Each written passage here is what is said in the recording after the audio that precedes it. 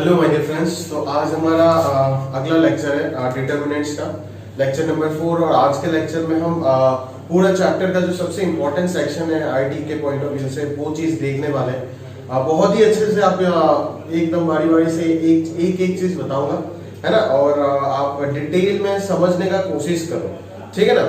और मेरे से ये टॉपिक पढ़ने के बाद आप ज्यादा बुक या फिर मटेरियल में छानबीन मत कीजिएगा, ठीक है ना। क्योंकि जितना मैं बताऊंगा उससे आधा भी आपको किताब में नहीं मिलेगा सही से, ठीक है ना। सही से अगर देखोगे पूरा प्रैक्टिकल एप्लीकेशन के साथ चीजों को एक एक चीज डिटेल में डीप में डिस्कस कर रहा हूं, तो विश्वास रख के पूरा टॉपिक पर। फिर अगर तुम बुक या फिर मटेरियल पकड़ता है अदर्स इंस्टीट्यूट का छोड़ के, तो क्वेश्चंस कीजिएगा वहीं से, थ्योरी पढ़ने मत जाइएगा। क्वेश्चन कीजिएगा, अगर आंसर मैच नहीं होता है तो आप मेरे पास लेकर के आइए, बट अपना दिमाग नहीं लगाना है। जितना बता रहा हूं उतना कीजिए, उतना करने के बाद समय है आपके पास, आप कुछ भी कीजिए, मेरे को कोई फर्क नहीं पड़ता उससे, ठीक है क्या? क्लियर है? कंस्ट्रक्ट करके बताएंगे एक साथ सारी चीज समराइज करके, वैसा तुमको मिलेगा नहीं। तुमको कोई भी बुक या फिर मटेरियल तुम पढ़ के देख लेना, तुमको डाउट्स आएंगे ही आएंगे उधर, बट ये देखने के बाद तुमको डाउट्स नहीं आएगा। जरा ध्यान से देखिए, शुरू करते हैं solution of system of linear equation, ठीक है। ये टॉपिक, उसके बाद आपका multiplication of determinant and integration differentiation. देखो मल्टीप्लिकेशन, इंटीग्रेशन, डिफरेंशिएशन ये सब एकदम रेयर टॉपिक है, कभी पूछा नहीं और शायद ही कभी पूछेगा, ठीक है ना। अगर पूछता भी तो एडवांस कभी अगर कोशिश करेगा तो पूछने का पूछ सकता है, बट ये जो टॉपिक है इसका कोई कंपैरिजन नहीं है बाकी किसी भी टॉपिक्स के साथ, चाहे किसी भी चैप्टर का बोलूं। अगर ये है तो ये डेफिनेट इंटीग्रेशन का लेबनिज जैसा टॉपिक है। ऐसा कोई साल मिस नहीं होता है जहां पे जेईई मेन इस टॉपिक पे क्वेश्चन नहीं पूछता है। मैं आपको बता रहा हूं, आप प्रीवियस ईयर देख लीजिएगा, फिर आप मेरा बात पे भरोसा करना है या नहीं करना है आप देख लीजिएगा। मैं बता रहा हूं कि जेईई मेन का सबसे ज्यादा फेवरेट टॉपिक है ये, और इसमें से तो मैं जितना डीप में बात करूंगा उसका तो जरूरत है ही नहीं। सिर्फ अगर चार्ट रट के चले जाओगे तो भी क्वेश्चन बना करके आ जाओगे, उसमें कोई दिक्कत नहीं है, ठीक है। But advance point of view से आपको डीप में एक एक चीज समझना पड़ेगा, क्योंकि 2018 में बहुत ही एक अच्छा क्वेश्चन, क्लासिकल क्वेश्चन पूछा है solution of system of equation में। उसमें मैट्रिसेस भी इन्वॉल्व था, वो अलग बात है। बट अगर ये सब चीजें आप ध्यान से समझ नहीं पा रहे हो तो कभी भी आप इस डिटरमिनेंट का फील नहीं ले पाओगे, बस आप उसको करोगे ही। क्यों पढ़ रहे थे ये इतना दिन से डिटरमिनेंट, वो आप समझ नहीं पाओगे कभी। क्लियर है क्या? तो चलिए स्टार्ट करते हैं solution of system of linear equations, ठीक है। एक्स्ट्राऑर्डिनरी पूरा मैट्रिसेस डिटरमिनेंट पूरा सेक्शन का सबसे इंपॉर्टेंट पोर्शन अगर मैं बोलूं तो यही है solution of system of linear equation. वही solution of system of linear equation को हम डिटरमिनेंट से भी स्टडी कर सकते हैं और मैट्रिसेस भी उसमें इन्वॉल्व कर सकते हैं, मैट्रिसेस से भी उसको स्टडी कर सकते हैं। बट मैट्रिसेस से अपन स्टडी करना पसंद नहीं करते इन केस ऑफ जेईई। क्यों? क्योंकि मैट्रिसेस का कैलकुलेशन जो है वो थोड़ा सा लेंथी हो जाता है, इसीलिए अपन अवॉइड करते हैं। बट बोर्ड एग्जाम में वही सेक्शन है, बोर्ड एग्जाम में मैट्रिसेस, इस बात को तो हटा दिया solution of system of equation, but board exam में ये टॉपिक नहीं है। बोर्ड एग्जाम में हर साल मैट्रिसेस वाला ही आता है। तो सेम टॉपिक, सेम कंसेप्ट आपको यूजिंग डिटरमिनेंट भी स्टडी करना है, यूजिंग मैट्रिसेस भी स्टडी करना है। बट जेईई के लिए आप इसी चीज को प्रेफर करो, डिटरमिनेंट से ही करोगे, क्योंकि इधर ही आपको सारा एक्सपोजर मिलेगा। मैट्रिसेस का कैलकुलेशन लंबा होता है, पढ़ाया तो एक एक चीज, आपको उसकी चिंता करने का जरूरत नहीं है। आप टॉपिक पे ध्यान दीजिए, समझ आ रहा है? तो चलिए स्टार्ट करते हैं solution of system of linear equation, ठीक है ना। अभी लीनियर इक्वेशन का मतलब क्या है? लीनियर इक्वेशन का मतलब कि सर इसमें वेरिएबल्स जितने भी इंवॉल्व होंगे उन सारे के सारे वेरिएबल्स के जो हाईएस्ट डिग्री होगा वो कितना हो जाएगा? 1 रहेगा। क्लियर है? ये होता है लीनियर इक्वेशन, हम जानते हैं। क्लियर है क्या? अच्छा, तो अगर ये लीनियर इक्वेशन है तो लीनियर इक्वेशन कितने प्रकार से पॉसिबल हो सकता है, ठीक है ना। कितने प्रकार से? एक वेरिएबल में भी हो सकता है ax + b = 0, 2 वेरिएबल में भी हो सकता है, 3 वेरिएबल, 4 वेरिएबल, nth वेरिएबल में भी हो सकता है, कोई दिक्कत नहीं उसमें। तो हम जो बात कर रहे हैं वो लीनियर इक्वेशन के सिस्टम की बात कर रहे हैं, साइमल्टेनियस इक्वेशंस की बात कर रहे हैं, ठीक है ना। हम किसी एक पर्टिकुलर इक्वेशन का बात नहीं कर रहे। एक इक्वेशन का तो एक ही सॉल्यूशन आएगा अगर वो यूनिक वेरिएबल में है तो। क्लियर है क्या? समझ लो मेरी बात। तो अपन स्टार्ट करेंगे यहाँ पे 2 वेरिएबल सिस्टम से, ठीक है। 2 वेरिएबल 2 इक्वेशन देंगे, फिर 2 वेरिएबल के 2 वेरिएबल ही रखेंगे और रखने के बाद 3 इक्वेशन देंगे आपको। क्लियर है क्या? तो उसके बाद आप चीजों को और अच्छे से डिटेल में समझ पाओगे। क्लियर है क्या? तो हम स्टार्ट करेंगे टॉपिक को, system of linear equation involving 2 variable and 2 equation. Clear है क्या? 2 वेरिएबल 2 इक्वेशन। क्लियर है? तो अगर दो वेरिएबल दो इक्वेशन का सिस्टम आपको दे दिया गया, सिस्टम मतलब समझते हो ना, एक इक्वेशन 2x + 3y = 5 और एक इक्वेशन 4x + 7y = 9, ऐसे दो इक्वेशन इन टू वेरिएबल दे दिया, ठीक है? मैंने पूछा कि बताओ इन दोनों इक्वेशन का कितने सॉल्यूशंस एग्जिस्ट करेंगे? क्या कोई सॉल्यूशन एग्जिस्ट करेगा? क्या कोई भी सॉल्यूशन एग्जिस्ट नहीं करेगा? या फिर फाइनाइट सॉल्यूशन पॉसिबल होगा, है ना? तो वही चीज हमारे को यहाँ पे क्या करना है, जज करना है और ध्यान से देखना है कि किस किस केस में किस किस तरीके का सवाल बन सकता है। और पहले तो थ्योरी को समझो कि थ्योरी में कितने केसेस बन सकते हैं। थ्योरी अगर डीप में बातचीत कर लिए तो सवाल तो आपके ऊपर छोड़ दूंगा, करा के दूंगा, चिंता मत करो, बट समझ लो ना मेरी बात को, क्लियर है? सवाल आराम से बन जाएगा, उसमें कुछ है ही नहीं। इस टॉपिक का थ्योरी सब कुछ है। थ्योरी जिसको समझ नहीं आया इस टॉपिक का, वो कभी भी क्वेश्चन में कुछ कर ही नहीं सकता। फॉर्मूला रट के वो ऊपर ऊपर मेंस वाला सेक्शन कवर कर लेगा, बट एडवांस में उसका हालत खराब हो जाएगा पूरे तरीके से। एक सवाल उसका फॉर्मूला से नहीं बनने वाला। क्लियर है? समझ रहे हो मेरी बात? ठीक है। तो लीनियर इक्वेशंस का सिस्टम का अगर मैं बात करूं तो 2 वेरिएबल में भी पॉसिबल होगा, 3 वेरिएबल में भी पॉसिबल होगा, 4 वेरिएबल, m वेरिएबल में पॉसिबल होगा, कितने भी वेरिएबल ले लो। तो एक एक करके अपन सारी चीज बात करेंगे, आप चिंता मत करो। मेजॉरिटी हमारे सेक्शन में, हमारे सिलेबस में जो चीज है वो क्या है, 2 वेरिएबल और 3 वेरिएबल सिस्टम ही है। अभी इसमें भी दो प्रकार के सिस्टम आ जाता है, एक होता है नॉन होमोजेनियस सिस्टम, एक होता है होमोजेनियस सिस्टम। होमोजेनियस सिस्टम क्या है? होमोजेनियस सिस्टम वो है जिसका एक सॉल्यूशन 0 0 0 आएगा ही आएगा। जैसे ऐसे इक्वेशंस आप नहीं समझते हो जिस लीनियर इक्वेशन में कोई कांस्टेंट टर्म नहीं रहता है, उन सिस्टम को अपन होमोजेनियस सिस्टम बोलते हैं। अपन आगे पढ़ेंगे एक एक चीज करके, आप चिंता मत करो। अभी हम स्पेसिफिकली नॉन होमोजेनियस सिस्टम में पहले फोकस करते हैं, ठीक है ना?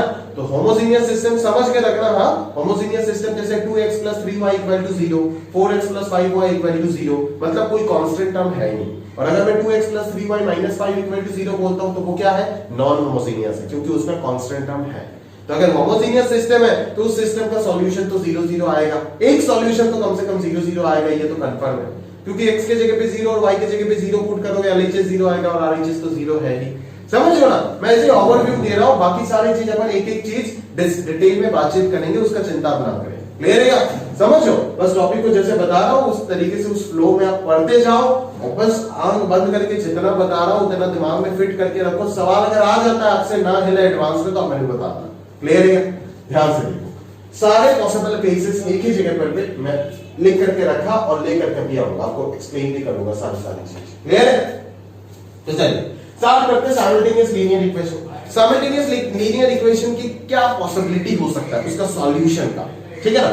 साइमल्टेनियस लीनियर इक्वेशन का जो सिस्टम है, चाहे कितना वेरिएबल है और कितना इक्वेशन है वो सब मैं बात नहीं कर रहा हूं, मैं जनरल बात कर रहा हूं। साइमल्टेनियस लीनियर इक्वेशन दो प्रकार के हो सकते हैं। साइमल्टेनियस लीनियर इक्वेशन के सिस्टम जो है वो दो प्रकार से हो सकते हैं, एक होता है कंसिस्टेंट सिस्टम, एक होता है इनकंसिस्टेंट सिस्टम।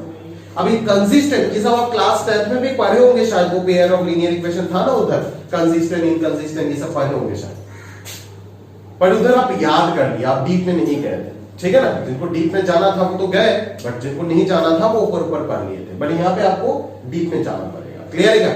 ध्यान से देखो कि क्यों होता है, क्यों लगाना पड़ेगा हर जगह। अच्छा, तो साइमल्टेनियस लीनियर इक्वेशन का सिस्टम दो प्रकार का हो सकता है, या तो कॉन्सिस्टेंट या तो नॉन इनकॉन्सिस्टेंट, ठीक है? अब एक कंसिस्टेंट सिस्टम क्या होता है? सर, कंसिस्टेंट सिस्टम वो होता है जिस सिस्टम का कम से कम एक सॉल्यूशन एग्जिस्ट करता ही है। क्या बोला? कंसिस्टेंट सिस्टम वो होता है जिस सिस्टम का कम से कम एक सॉल्यूशन तो एग्जिस्ट करता ही है। क्लियर है? और इनकंसिस्टेंट सिस्टम कौन सा होगा? ऑब्वियसली अगर एक एटलीस्ट वन सॉल्यूशन एग्जिस्ट करने वाला सिस्टम को कंसिस्टेंट बोलोगे तो इनकंसिस्टेंट का मतलब क्या, कि कोई भी सॉल्यूशन एग्जिस्ट ना करने वाला system, that is no solution वाला सिस्टम। अगर किसी सिस्टम का कोई सॉल्यूशन नहीं मिल रहा है तो डायरेक्टली उसको अपन क्या बोलेंगे? इनकंसिस्टेंट सिस्टम बोलेंगे। क्लियर है? Inconsistent system of linear equation बोलेंगे उसको। समझ रहे हो मेरी बात? क्लियर है ना भाई? चलो, अभी नो सॉल्यूशन अगर आ गया तब तो उसमें कोई क्लासिफिकेशन पॉसिबल होगा ही नहीं, फील कर सकते हो। बट अगर सॉल्यूशन आ गया किसी का, एटलीस्ट वन सॉल्यूशन अगर किसी का आ गया तो उसमें केसेस बनना शुरू हो जाएगा। अभी कैसे केसेस बनेगा? कि अगर एटलीस्ट वन सॉल्यूशन आप बोल रहे हो तो आप सबसे पहले ये बोलो कि क्या एटलीस्ट का मतलब एग्जैक्टली वन सॉल्यूशन तो नहीं है, क्या एग्जैक्टली वन सॉल्यूशन और इनफाइनाइट सॉल्यूशन, क्या ये दोनों के दोनों कंसिस्टेंट के अंदर आ सकते हैं? हाँ बिल्कुल। मैंने बोला यहाँ पे कंसिस्टेंट का मतलब एटलीस्ट वन सॉल्यूशन। अभी वो एटलीस्ट वन सॉल्यूशन अगर एग्जैक्टली वन सॉल्यूशन बन जाता है तो उसी को हम बोलते हैं यूनिक सॉल्यूशन का केस। क्वेश्चन में लिख करके देता है डायरेक्टली यूनिक सॉल्यूशन का केस, समझ में आ रहा है ना? इसको अपन क्या बोलेंगे? यूनिक सॉल्यूशन वाला केस बोलेंगे। क्लियर है? और अगर उसी जगह पे उसी एटलीस्ट वन सॉल्यूशन का मतलब इनफाइनाइट सॉल्यूशन भी पॉसिबल हो सकता है। अगर इनफाइनाइट आ गया तो उसको इनफाइनाइट सॉल्यूशन वाला केस बोलेंगे। तो सबसे पहली बात, चाहे इनफाइनाइट सॉल्यूशन हो या फिर यूनिक सॉल्यूशन हो, सिस्टम तो कंसिस्टेंट होगा ही होगा। जब तक नो सॉल्यूशन नहीं आएगा तब तक सिस्टम कंसिस्टेंट ही होता रहेगा। क्यों? क्योंकि कंसिस्टेंस का मतलब ही है कि कुछ ना कुछ सॉल्यूशन एग्जिस्ट करना। क्लियर है? कुछ तो सॉल्यूशन मिल रहा है, चाहे एक ही मिले या फिर इनफाइनाइट मिले, वो केस पे डिपेंड करेगा। क्लियर है क्या? समझ रहे हो मेरी बात? तो इनकंसिस्टेंट के अंदर में कोई सब केस नहीं है, बट कंसिस्टेंट के अंदर पे दो सब केस है, यूनिक सॉल्यूशन और इनफाइनाइट सॉल्यूशन। आगे अगर देखोगे तो यूनिक सॉल्यूशन के अंदर पे भी और दो केसेस मिलेंगे। वो दो केसेस क्या होंगे? वो दो केसेस होंगे ट्रिवियल सॉल्यूशन और नॉन ट्रिवियल सॉल्यूशन। समझ रहे हो मेरी बात? ट्रिवियल सॉल्यूशन अपन किस चीज को बोलते हैं? ट्रिवियल सॉल्यूशन वो सॉल्यूशन होता है जो मैंने होमोजेनियस वाला बातचीत किया था अभी, समझ रहे हो ना, कि all variables zero is the only solution. मतलब ट्रिवियल सॉल्यूशन किसको बोलेंगे? यूनिक सॉल्यूशन मतलब एग्जैक्टली वन सॉल्यूशन आ रहा है ना? अभी अगर वो सॉल्यूशन ऐसे होता है कि सारे वेरिएबल जीरो हो गया, x equal to zero, y equal to zero, z equal to zero, तीनों के तीनों जीरो, मतलब क्या कि 0 0 0 is the only possible solution of the given system. तो उस केस में उस सॉल्यूशन को मैं क्या बोलूंगा? ट्रिवियल यूनिक सॉल्यूशन, और सिस्टम को कंसिस्टेंट सिस्टम बोलूंगा। क्लियर है क्या? तो यूनिक सॉल्यूशन का दो सब केस और आ जाता है कि ट्रिवियल सॉल्यूशन और नॉन ट्रिवियल सॉल्यूशन। समझ में आ रहा है ना? क्लियर है? और नॉन ट्रिवियल सॉल्यूशन का क्या केस है कि at least one non zero variable satisfy the system. मतलब समझ रहे हो ना कि at least one non zero variable satisfy the system. ठीक है ना? एटलीस्ट वन नॉन जीरो मतलब एक्स वाई जेड तीनों में से एटलीस्ट किसी को तो नॉन जीरो होना ही पड़ेगा।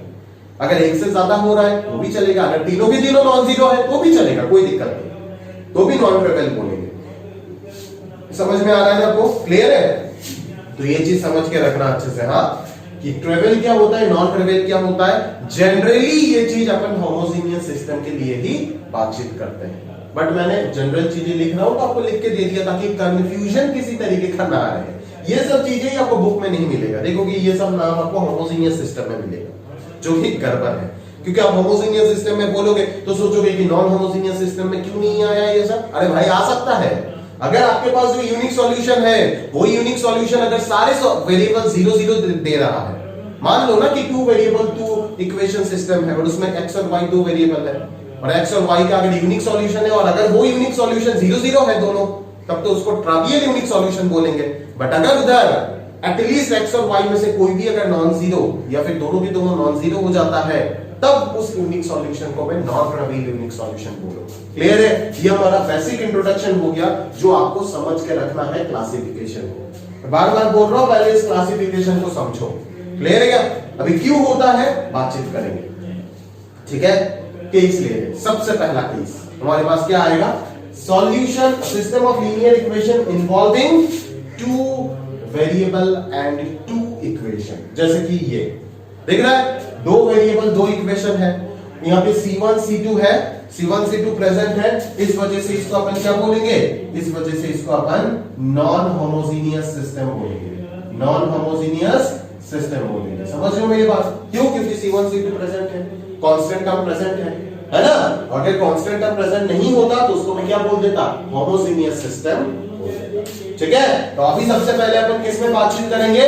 नॉन होमोजेनियस सिस्टम में बातचीत करेंगे। तो नॉन होमोजेनियस सिस्टम में यहां पे आपके पास 2 वेरिएबल है और 2 ही इक्वेशन है, तो क्या पॉसिबिलिटीज आ सकते हैं इधर, उस चीज को हमें सबसे पहले समझना पड़ेगा। क्लियर है क्या? समझ रहे हो? तो चलो देखते हैं। सबसे पहला केस क्या होगा? कंसिस्टेंट और इनकंसिस्टेंट। जैसे इधर बातचीत की है, कंसिस्टेंस अगर होता है उसका मतलब क्या कि system of equation has solution, मतलब कुछ ना कुछ सॉल्यूशन तो है, और इनकंसिस्टेंट मतलब क्या? System of equation has no solution. तो नो सॉल्यूशन के लिए कंडीशन क्या हो जाएगा? हम तो कंडीशन पे बातचीत करने आए हैं ना। कंडीशन क्या हो जाएगा नो सॉल्यूशन के लिए? नो सॉल्यूशन के लिए कंडीशन हो जाएगा a1 by a2 not equal to b1 by b2 is not equal to c1 by c2। Clear है क्या? जैसे ऐसे एग्जांपल मान लो कि 2x plus 3y is equal to 5, ठीक है, और मान लो 4x plus 6y equal to 6। तो यहां से अगर मैं इस system of equation in two variable, ये नॉन होमोजेनियस सिस्टम है ना, 5 और 6 प्रेजेंट है, अगर इधर 0 0 आता तो ये होमोजेनियस बनता। तो नॉन होमोजेनियस सिस्टम में दो वेरिएबल दो इक्वेशन का मतलब ये वाला केस। तो इसका अगर सॉल्यूशन निकालने जाओ तो मैं यहां से 2 कॉमन लेके जा सकता हूं, तो 2x plus 3y हो जाएगा कितना? 3 के इक्वल। तो यहां से 2x plus 3y 3 आ रहा है और यहां से 2x plus 3y 5 आ रहा है, मतलब क्या 5 इक्वल टू 3 हो गया। क्या ये पॉसिबल है? नहीं है, मतलब इस सिस्टम का कोई सॉल्यूशन एग्जिस्ट नहीं करेगा। और कंडीशन कैसे पता चला? जरा ध्यान से देखो, a1 by a2 ये कितना आ रहा है? हाफ आ रहा है ना। b1 by b2 ये भी क्या आ रहा है? हाफ आ रहा है। तो half is equal to half ही तो सही है, but not equal to 5 by 6। समझ लो ना? इसीलिए अगर a1 by a2 equal to b1 by b2 not equal to c1 by c2 हो जाता है, तब हम बोलेंगे कि ये क्या है? ये inconsistent, that is no solution दे रहा है। क्लियर है क्या? समझ रहे हो? और इसका फिजिकल सिग्निफिकेंस क्या हो जाएगा? फिजिकल सिग्निफिकेंस पे ध्यान देना पड़ेगा, वो मेरा इंपॉर्टेंट पॉइंट है। वो अगर फील नहीं दिला पाया तो पढ़ाना बेकार है। समझ रहे हो मेरे बात? फिजिकल सिग्निफिकेंस इसका समझना पड़ेगा। अरे भाई, ये सब जो लीनियर इक्वेशन इन टू वेरिएबल किस चीज को रिप्रेजेंट करता है? एक लीनियर इक्वेशन इन टू वेरिएबल किस चीज को रिप्रेजेंट करता है? जानते हो एक लीनियर इक्वेशन इन टू वेरिएबल किस चीज को रिप्रेजेंट करता है? अगर मैं आपको ध्यान से बोलूं एक लीनियर इक्वेशन इन टू वेरिएबल किस चीज को रिप्रेजेंट करता है, तो आप बोलोगे एक स्ट्रेट लाइन को रिप्रेजेंट करता है। आप कोऑर्डिनेट ज्योमेट्री में पढ़ के आए हैं कि ये linear equation in two variable always represents a straight line in 2 dimension, not 3 dimension. समझ रहे हो ना? 3 डायमेंशन में स्ट्रेट लाइन क्या होता है अपन देखेंगे ना वेक्टर्स 3D में, ठीक है। 2 डायमेंशन में जो स्ट्रेट लाइन है, दैट इज ये वाला लाइन, उसको अपन बोलेंगे इस इक्वेशन से रिप्रेजेंट करना।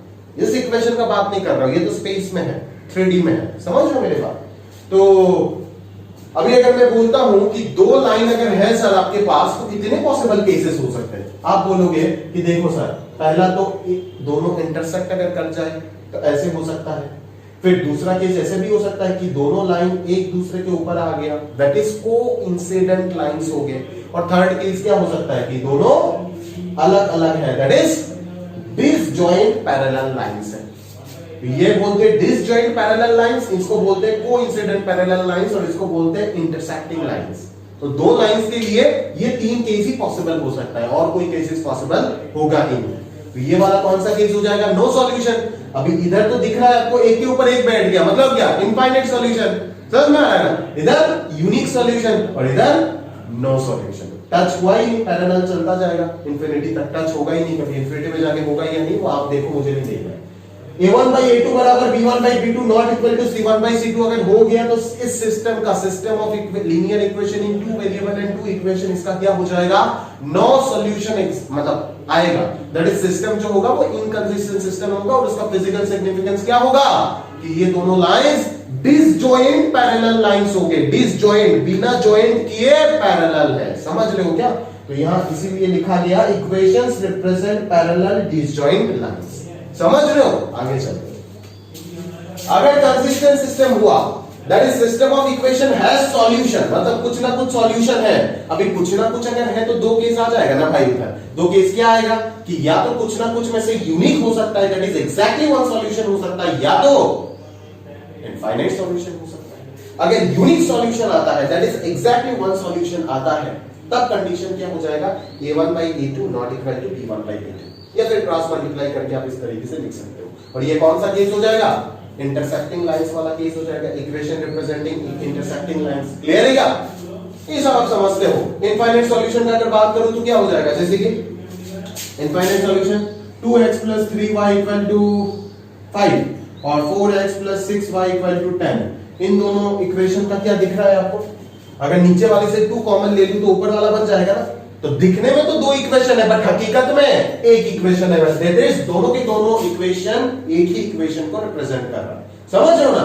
एक ही इक्वेशन अगर है तो यहाँ पे तो इनफाइनाइट सॉल्यूशन आएगा ही ना भाई। x का वैल्यू पुट करते जा, y का अलग अलग वैल्यू मिलता जाएगा। x अगर 1 रखेंगे तो y कुछ आएगा, x अगर 2 रखेंगे तो y कुछ आएगा, x अगर 3 रखेंगे तो y कुछ आएगा।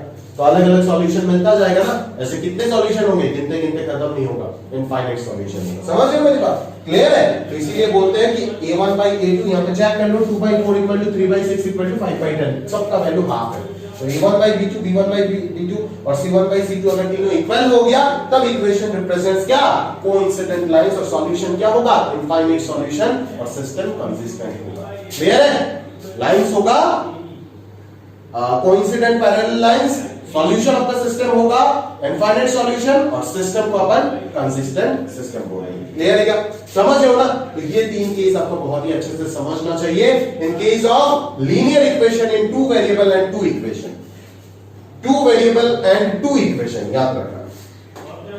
अब इसका सॉल्यूशन को आप तो 2 वेरिएबल 2 इक्वेशन है तो आप तो आराम से यहां पे क्या कर लोगे, बचपन में आपको कैसे सिखाया जाता था कि 2 वेरिएबल 2 इक्वेशन अगर है आपके पास तो आप इसको कैसे सॉल्व कर लोगे, आप आराम से इसको क्रॉस मल्टीप्लिकेशन मेथड या फिर एलिमिनेशन सब्स्टिट्यूशन किसी भी एक मेथड से आप सॉल्व करके निकाल दोगे x और y का वैल्यू। ठीक है? अगर 3 वेरिएबल 3 इक्वेशन सिस्टम आ गया तब आप क्रॉस मल्टीप्लिकेशन लगा सकते हो, बट मुझे नहीं पता कि आप जानते हो या नहीं जानते हो, 10 तक आप किए हो या नहीं 3 वेरिएबल 3 इक्वेशन को सॉल्व करना। ठीक है? बट इसका एक्यूरेट मेथड जो होता है, ओरिजिनल मेथड, वो ये होता है। ठीक है ना? और ये कौन, यह है आपका क्रेमर्स रूल। क्या है? Cramer's rule. क्रेमर्स रूल के मदद से हम सिस्टम ऑफ इक्वेशंस को सॉल्व कर सकते हैं। भले आप 2 वेरिएबल 2 इक्वेशन को 10th में अलग अलग मेथड से सॉल्व करके आए होंगे, वो बचपन वाला मेथड था। अभी आप क्रेमर्स रूल से ही सॉल्व करो तो ज्यादा कम समय में आपका आंसर जो है वो आपके पास आ जाएगा। क्लियर है क्या? समझ रहे हो मेरी बात? 3 वेरिएबल 3 इक्वेशन को भी मैं क्रॉस मल्टीप्लिकेशन मेथड से आपको सॉल्व करके दिखा सकता हूं, सब्स्टिट्यूशन से, कुछ भी बोलो मैं दिखा दूंगा, बट मेरे को टाइम लगेगा बहुत। बट अगर मैं क्रेमर्स रूल लगाऊं डिटरमिनेंट वाला मेथड तो बहुत जल्दी मेरे पास आंसर आ जाएगा। तो क्रेमर्स रूल क्रिया कहता है इस जगह पे उस चीज को पहले देखते हैं अपन, फिर जाकर के 3 वेरिएबल 3 इक्वेशन में अपन देखेंगे कि क्रेमर्स रूल से सॉल्यूशन कैसे निकालेंगे। जैसे यहाँ पे निकालेंगे उधर भी ऐसे ही निकालेंगे, कोई दिक्कत नहीं। समझ में मेरी बात? तो पहले यहाँ पे देख लेते हैं कि कैसे अपन निकालते हैं क्रेमर्स रूल से सॉल्यूशन। ठीक है? मैं यहाँ पे प्रूफ करके दे रहा हूं, आप जरा ध्यान से देखिएगा। क्लियर है क्या? चलिए तो अब ध्यान से देखो यहाँ पे कि जैसे आपके पास 2 वेरिएबल 2 इक्वेशन है, a1x + b1y + c1 = 0, और सेकंड पोजीशन में है a2x + b2y + c2 = 0। ये है आपके पास 2 वेरिएबल 2 इक्वेशन। ठीक है? अभी यहाँ पे मैं एक टर्म डिफाइन कर रहा हूं Δ1, मतलब डिटरमिनेंट 1, और उसको मैं क्या बोल रहा हूं जानते हो आप? उसको मैं बोल रहा हूं c1 c2 इधर, और इधर मैं रख रहा हूं b1 b2 को। ठीक है? फिर Δ2 में एक और टर्म डिफाइन करता हूं और वो हो जाएगा मेरा a1 a2 और b1 b2 के जगह पे c1 c2 आ जाएगा। कुछ नहीं, मतलब जब आप Δ1 लिख रहे हो ना तो आप x का जो कोएफिशिएंट है उस जगह पे कांस्टेंट टर्म को डाल दो, और जब आप Δ2 लिख रहे हो ना तो y का जो कोएफिशिएंट है उस जगह पे कांस्टेंट टर्म डाल दो, है ना? इधर y का जो है वो तो आया ही, और इधर भी x का जो है वो भी आया। ठीक है? बट यहाँ पे x की जगह पे c1 c2 आ गया कांस्टेंट टर्म, और यहाँ पे y की जगह पे c1 c2 आ गया कांस्टेंट टर्म। क्लियर है? तो ये आपका Δ1 Δ2, और डेल्टा में किसको बोल रहा हूँ? डेल्टा बोल रहा हूँ x और y का कोएफिशिएंट ले करके मैं एक डिटरमिनेंट बना रहा हूँ। ठीक है? तो अभी इन तीनों का मदद से सर आप कैसे सॉल्यूशन का सिस्टम का सॉल्यूशन निकाल दोगे, वो आप मेरे को समझा दे दो, जरा ध्यान से देखो। मैं यहाँ पे क्या करने वाला हूँ, मैं इस Δ1 में c1 के जगह पे ये सब पुट कर देता हूँ, दैट इज a1x और b1y माइनस में आएगा, इधर b1 आएगा, इधर -a2x -b2y, और इधर b2 आ जाएगा। समझ रहे हो मेरी बात? तो यहाँ से क्या आएगा, जरा कहानी को पकड़ो तो जरा क्या आएगा, -a1x -a2x, और इधर b1 b2 आ जाएगा। क्लियर है? और प्लस में अगर मैं देखूं तो यहाँ पे -b1y -b2y, और यहाँ पे b1 b2 आ जाएगा। सही है क्या? तो यहाँ से -1 अगर -y अगर कॉमन ले लूंगा तो दो कॉलम एग्जैक्टली आइडेंटिकल हो जाएगा, तो इस डिटरमिनेंट का वैल्यू तो 0 हो जाएगा। और यहाँ से अगर मैं -x को कॉमन ले लेता हूँ तो हमारे पास क्या आ जाएगा, a1 a2 और b1 b2 आ जाएगा ना। और a1 a2 और b1 b2 ये है क्या, a1 a2 और b1 b2 जो है ये है क्या, यहाँ पे ये है आपका डेल्टा। ये माइनस एक्स कॉमन लेने के बाद a1 a2 b1 b2 बचेगा ना, तो ये डेल्टा आ जाएगा, ठीक है। तो delta 1 equal to minus x times of delta आ गया, तो ऑब्वियसली डेल्टा का वैल्यू हो जाएगा minus of delta 1 by delta. यहाँ पे मैंने गलत लिख दिया, minus of delta 1 by delta होगा। अगर ये प्लस c1 इधर ना लेकर के इधर रहता ना c1, माइनस क्यों आ रहा है आप समझ रहे हो ना, इस प्लस c1 अगर उधर रहता तो यहाँ से माइनस कॉमन नहीं आता और डेल्टा 1 बाई डेल्टा ही रहता आंसर, ठीक है। और यहाँ पे भी y का वैल्यू क्या आ जाएगा, सिमिलरली अगर मैं c1 c2 के जगह में ये सब पुट कर देता हूँ, डिटरमिनेंट में दो डिटरमिनेंट में एक्सप्रेस कर देता हूँ, तो ये डेल्टा 2 का वैल्यू आ जाएगा minus delta times of y, और minus delta times of y है तो y का वैल्यू आ जाएगा minus delta 2 by delta. This method is known as Cramer's rule. Proof मैंने कर दिया है यहाँ पे, क्लियर है क्या, समझ रहे हो। इस मेथड को अपन बोलते हैं क्रेमर्स रूल। ये इधर तो इतना इफेक्टिव आपको नहीं लगेगा, बोलेगा सर सब्स्टिट्यूशन से तो आदत हो गया, क्रॉस मल्टीप्लिकेशन एलिमिनेशन ये सब से तो आदत हो गया, ये सब से तो और जल्दी कर देंगे आपका ये सब डिटरमिनेंट वगैरह चक्कर ना निकाल करके।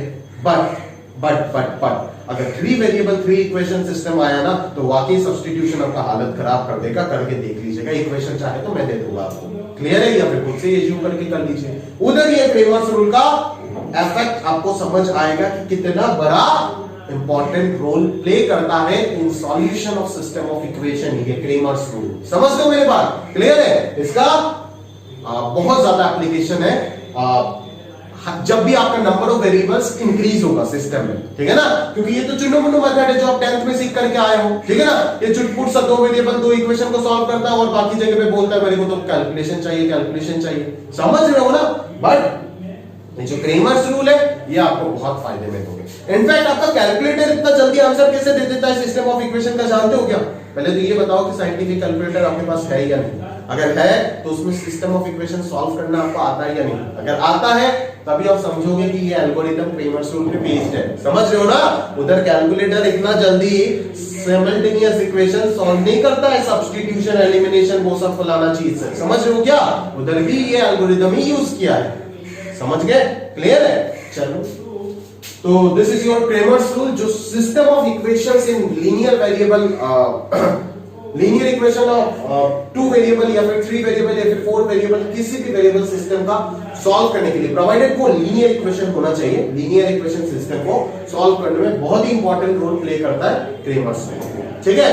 अभी अगर ये लीनियर इक्वेशन ना होके किसी क्वाड्रेटिक सिस्टम हुआ और उसको आप सब्स्टिट्यूट करके एक लीनियर इक्वेशन बना रहे हो तब तो हो जाएगा, तब तो उधर भी क्रेमर्स रूल लग जाएगा, ठीक है ना। बट वो अलग बात है कि वो quadratic system reducible to linear system होना पड़ेगा, क्लियर है। अगर उसको रिड्यूस नहीं कर पाते तब तो होगा नहीं ना, क्लियर है। तो ये सिर्फ लीनियर इक्वेशन को अपन सॉल्व करने का बातचीत कर रहे हैं, और ज्यादातर हमारे मैथमेटिक्स या फिर फिजिक्स या फिर इंजीनियरिंग साइंस में हमारे को ज्यादातर लीनियर सिस्टम ही सॉल्व करना होता है। क्वाड्रेटिक सिस्टम अगर आएगा तो एडवांस कैलकुलस है, वो कैसे अपन करेंगे वो सारी चीज अपन बीटेक में जाकर के आप देखोगे, वो मेरा जिम्मेदारी नहीं आपको बताना, क्लियर है। चलो तो हो गया भाई, यहां तक तो मैंने आपको समझा दी सब कुछ। अभी आगे बढ़ते हैं, आगे क्या आएगा हमारे पास, आगे आएगा system of linear equation involving 2 variable and 3 equation.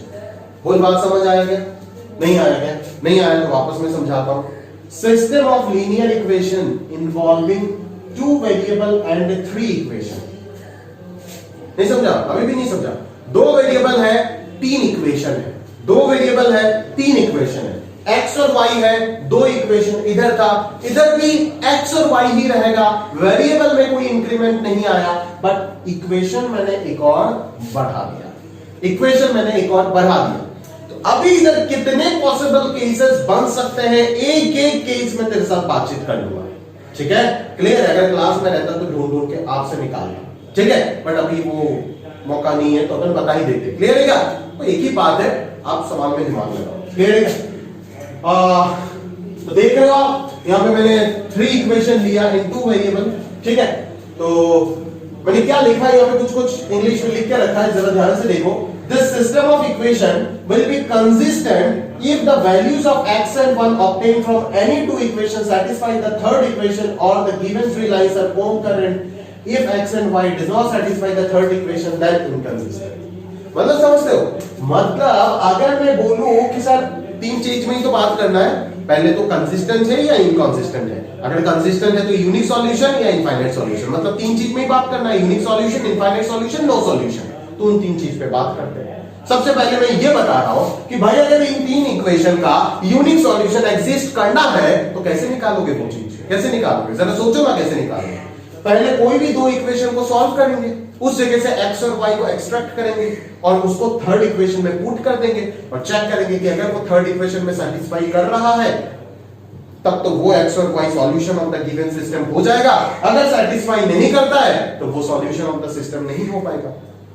ऐसे ही तो करते हैं ना, ऐसे ही तो करते हो ना कि कोई भी 3, मान लो फर्स्ट और थर्ड इक्वेशन लेकर के मैंने सॉल्व किया, क्रेमर्स रूल से सॉल्व करो या आपका पुराना वाला चुन्नू मेथड से सॉल्व करो, किसी भी तरीके से सॉल्व करके एक्स वाई निकालो। निकाल करके अगर वो एक्स वाई आपका सेकंड इक्वेशन को सेटिस्फाई करता है तब बोलोगे कि नहीं, हमने जो एक्स वाई निकाला था वो वाकई सही है और वो इस 3 इक्वेशन 2 वेरिएबल सिस्टम का एक सॉल्यूशन है। क्लियर है? बट अगर सेटिस्फाई नहीं करता है तो डायरेक्टली कमेंट कर देंगे क्या है, नो सॉल्यूशन है। समझ रहे हो मेरी बात? क्लियर है क्या? अभी इतना तक मैंने बातचीत किया, खत्म नहीं हुआ बातचीत, सॉल्यूशन निकालते हैं उसके बाद बातचीत करेंगे। अभी मैं क्या कर रहा हूं, पहला दोनों इक्वेशन को सॉल्व किया, क्रेमर्स रूल से मैंने सॉल्व किया, ठीक है, मेरा क्रेमर्स रूल से मैंने सॉल्व किया तो मैं x का वैल्यू क्या बोलूंगा, डेल्टा 1 बाई डेल्टा। डेल्टा 1 कौन होगा आप जानते हो, a1 a2 के जगह पे d1 d2 आ जाएगा और b1 b2 आ जाएगा। अब की बार मैंने उस तरफ लेके लिख दिया एक साथ, तो अभी और यहाँ पे माइनस वगैरह लगाने का कोई जरूरत नहीं है, समझ लो ना। या फिर ज्यादा अच्छा लगता है कि आप इसको उधर ही भेज दो एक साथ, नहीं तो आप फालतू कंफ्यूज हो जाओगे, कहां पे माइनस लगाया सर ने, कहां पे नहीं लगाया, ये सब नाटक करते रहोगे। नहीं, ये सब में तो कोई चेंजेस नहीं आएगा बिकॉज़ c1 c2 से दोनों तरफ अगर माइनस आएगा तो कैंसिल आउट हो जाएगा और यहाँ पे मैं प्लस लेके ही चलता हूँ, ठीक है। और प्रूफ में भी आप वही चीज कर देना, अरे अकॉर्डिंगली चेंज कर देना, समझ गए? क्लियर है? आगे बढ़ते हैं। तो मैंने डेल्टा 1 बाय डेल्टा बोला, डेल्टा 1 यहाँ पे क्या होगा, d1 d2 आ जाएगा फर्स्ट कॉलम में और b1 b2 आ जाएगा सेकंड कॉलम में, ये देखिए। और डेल्टा 2 क्या आएगा, डेल्टा 2 आ जाएगा a1 a2 फर्स्ट कॉलम में और b1 b2 की जगह पे आ जाएगा d1 d2। क्लियर है? और डेल्टा क्या हो जाएगा, a1 a2 और b1 b2। क्लियर है? अच्छा, तो x का वैल्यू ऑब्वियसली क्रेमर्स रूल से बोल सकते हैं डेल्टा 1 बाय डेल्टा और y का वैल्यू डेल्टा 2 बाय डेल्टा, दो डिटरमिनेंट का रेशियो, ठीक है ना। ऑब्वियसली एक रियल नंबर होगा because determinant itself gives real values, अगर अंदर सारे एंट्रीज रियल नंबर है तो, ठीक है। तो यहाँ पे तो रियल नंबर ही होगा, यहाँ पे सारे कोएफिशिएंट्स में रियल नंबर ही ले रहा हूं। तो फ्रॉम इक्वेशन 3 इन दोनों का जो सॉल्यूशन है, अगर वाकई कोई सॉल्यूशन एग्जिस्ट कराना है मुझे तो डेफिनेटली इन दोनों का सॉल्यूशन जो आएगा वो थर्ड इक्वेशन को सैटिस्फाई करना पड़ेगा। वही मैं किया यहाँ पे, तो यहाँ पे क्या आ गया, a3 delta 1 plus b3 delta 2 minus b3 delta, तो यहाँ पे सबका वैल्यू मैंने रख दिया। अभी ये जो चीज लिखा गया है ये है क्या, ध्यान से समझो ना, ये है क्या, ये यही डिटरमिनेंट लिखा गया ना। a3 के अकॉर्डिंग आप एक्सपांड करके देखो इसको, a3 into this cofactor plus b3 into इसका कोफैक्टर प्लस b3 इनटू इसका कोफैक्टर, यहाँ पे माइनस आ गया, प्लस माइनस प्लस आता है, यहाँ पे माइनस आता है, बट अब की बार यहाँ पे माइनस आ गया, शायद मैंने कोफैक्टर में इधर उधर कर दिया, a3 इनटू, हाँ इधर चेंज होगा ना, इंटरचेंज होगा तो a3 के जगह पे माइनस आ जाएगा। मतलब आप करके देख लेना, ये चीज यही डिटरमिनेंट आएगा, ठीक है ना। माइनस का इधर उधर चेंज कर देना, कोई दिक्कत नहीं, सही है क्या? क्लियर है क्या सर? हाँ, तो हमें समझ आया अच्छे से, ठीक है। तो समझ आया तो अभी अपन क्या करेंगे बोलो। अब आप कुछ मत करो, आप बस b1 b2 और d1 d2 को यहाँ पे इंटरचेंज करके माइनस ले लो और फिर ओवरऑल माइनस कॉमन ले लो, है ना। यहाँ से अगर मैं माइनस कर दूंगा और यहाँ पे b1 b2 और d1 d2 कर दूंगा और फिर ओवरऑल माइनस अगर कॉमन ले लूंगा तो आपको क्लियरली कोफैक्टर वाला चीज दिख जाएगा। a3 इनटू इसका कोफैक्टर तो ये आएगा ना, बट यहाँ पे उल्टा लिखा हुआ है तो यहाँ पे एक माइनस आएगा बाहर, कर लेना वो चीज, तो ये यही आएगा, समझ रहे हो ना। तो ये हमें क्या समझ में आया कि दिस इक्वल टू 0, यही हमारे पास वो कंडीशन है for consistency of linear 3 linear equation in 2 unknown. समझ रहे हो ना, for 3 linear equation in 2 unknown का कंसिस्टेंसी के लिए हमारे पास यही कंडीशन निकल के आ रहा है। वही तो हम किए ना, हम देखें कि सिस्टम का सॉल्यूशन कब एग्जिस्ट करेगा। सिस्टम का सॉल्यूशन तभी एग्जिस्ट करेगा जब पहले दोनों का सॉल्यूशन तीसरे वाले को सेटिस्फाई करता है। यहाँ पे तीसरा वाला कोई भी हो सकता है, ठीक है ना। तो इसको सेटिस्फाई करा के मेरे पास यही कंडीशन आया, तो यही वो कंडीशन हो जाएगा जिस वजह से अपन बोल पाएंगे कि इस 3 इक्वेशन 2 वेरिएबल सिस्टम का सॉल्यूशन जो है वो कंसिस्टेंट सॉल्यूशन होगा। क्लियर है क्या? सॉरी, मतलब सिस्टम जो है वो कंसिस्टेंट सिस्टम होगा। क्लियर है? बट कंसिस्टेंट सिस्टम अगर हो गया तो क्या ये जरूरी है क्या यूनिक होगा या इनफाइनाइट होगा, ये तो हमें अभी तक पता नहीं चला ना।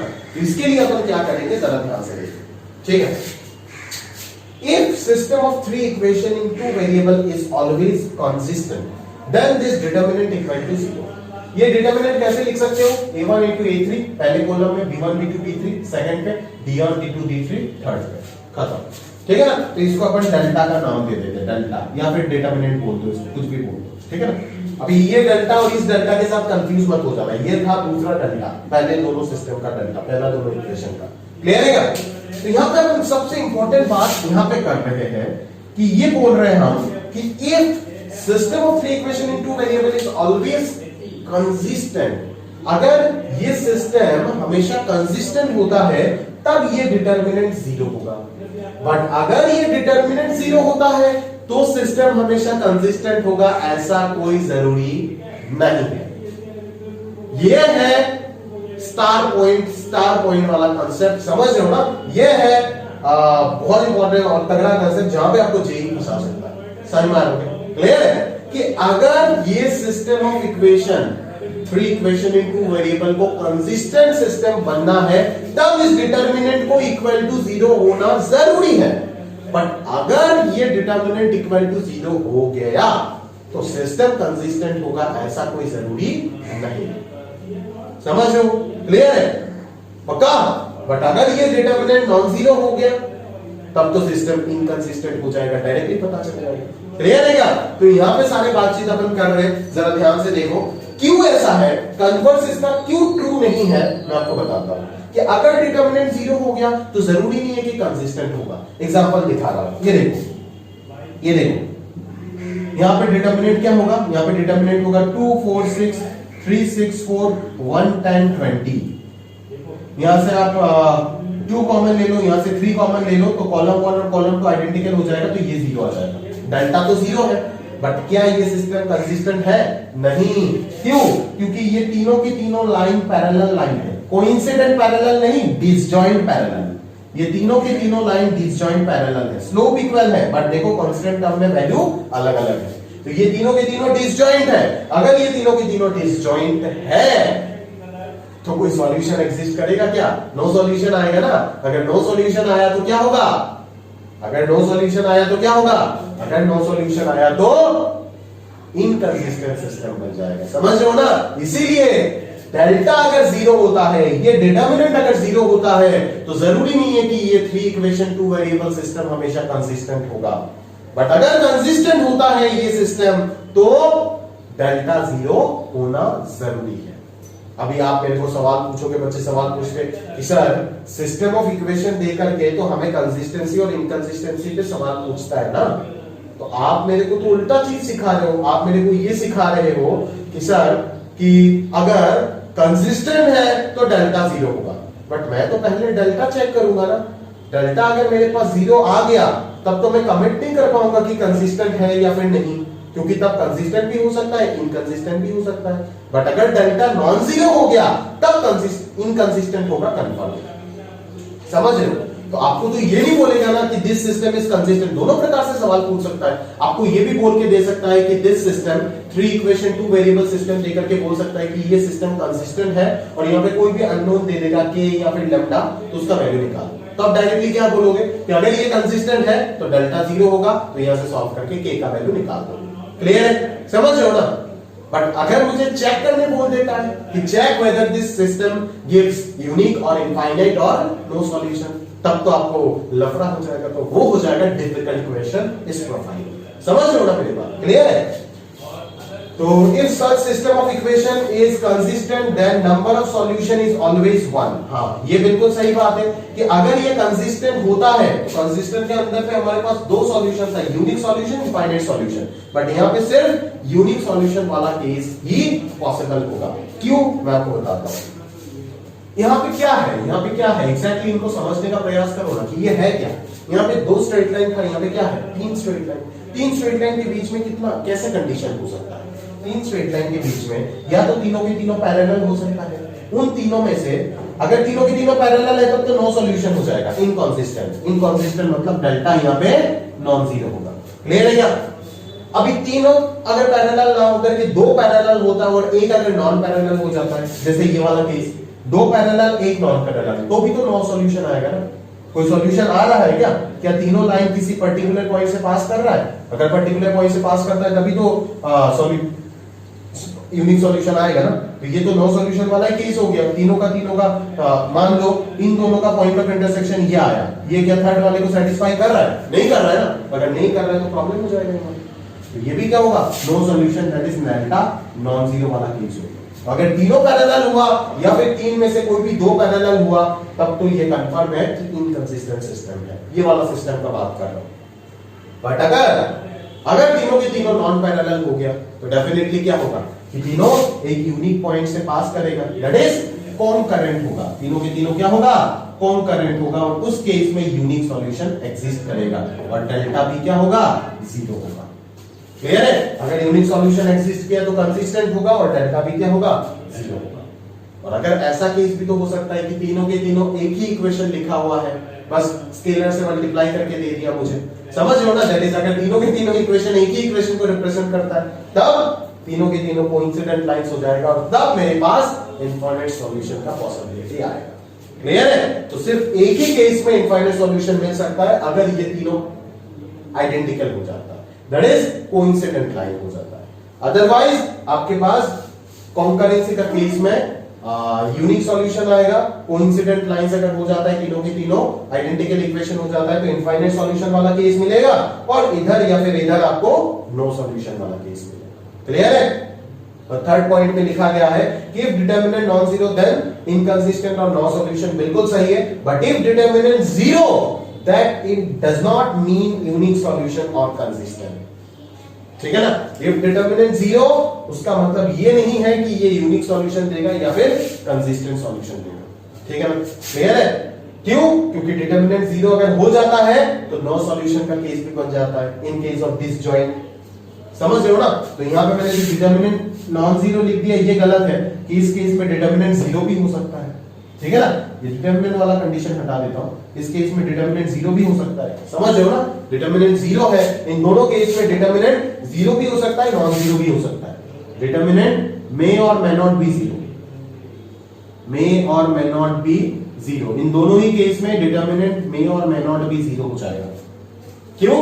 क्योंकि डिटरमिनेंट अगर जीरो होता है तो भी आपके सामने एग्जांपल बैठा हुआ है, सिस्टम क्या दे रहा है? Disjoint parallel lines, that is no solution. और नॉन जीरो भी हो सकता है। क्लियर है? समझ लो मेरी बात? तो इस चीज को आपको ध्यान से समझना पड़ेगा दोस्त। क्लियर है? अभी इस केस में तो मेरे को लग रहा है कि डिटरमिनेंट जीरो ही होगा। ठीक है? इस केस में अगर तीनों की तीनों पैरेलल है तो डिटरमिनेंट जीरो ही होगा, क्योंकि यहाँ पे देखो ना तीनों पैरेलल लाइंस अगर मैं लेता हूं तो डिटरमिनेंट जीरो ही आएगा ना ऑब्वियसली। मतलब डिसजॉइंट पैरेलल की बात कर रहा हूं, कोइंसिडेंट पैरेलल नहीं। ठीक है? तो डिस्कशन तो बहुत कुछ मैंने कर दिया, बट जो मुद्दे का चीज आपको याद रखना है वो क्या याद रखना है कि अगर आपके पास कोई भी 3 इक्वेशन 2 वेरिएबल सिस्टम है तो आप सबसे पहला पॉइंट क्या याद रखना है कि इसका कंसिस्टेंट, ये सिस्टम कंसिस्टेंट सिस्टम कब बनेगा? जब ये डिटरमिनेंट जीरो होगा। ये पहला पॉइंट आपको याद रखना है। दूसरा पॉइंट क्या याद रखना है आपको कि अगर ये डिटरमिनेंट जीरो हुआ तो जरूरी नहीं है कि ये सिस्टम कंसिस्टेंट होगा।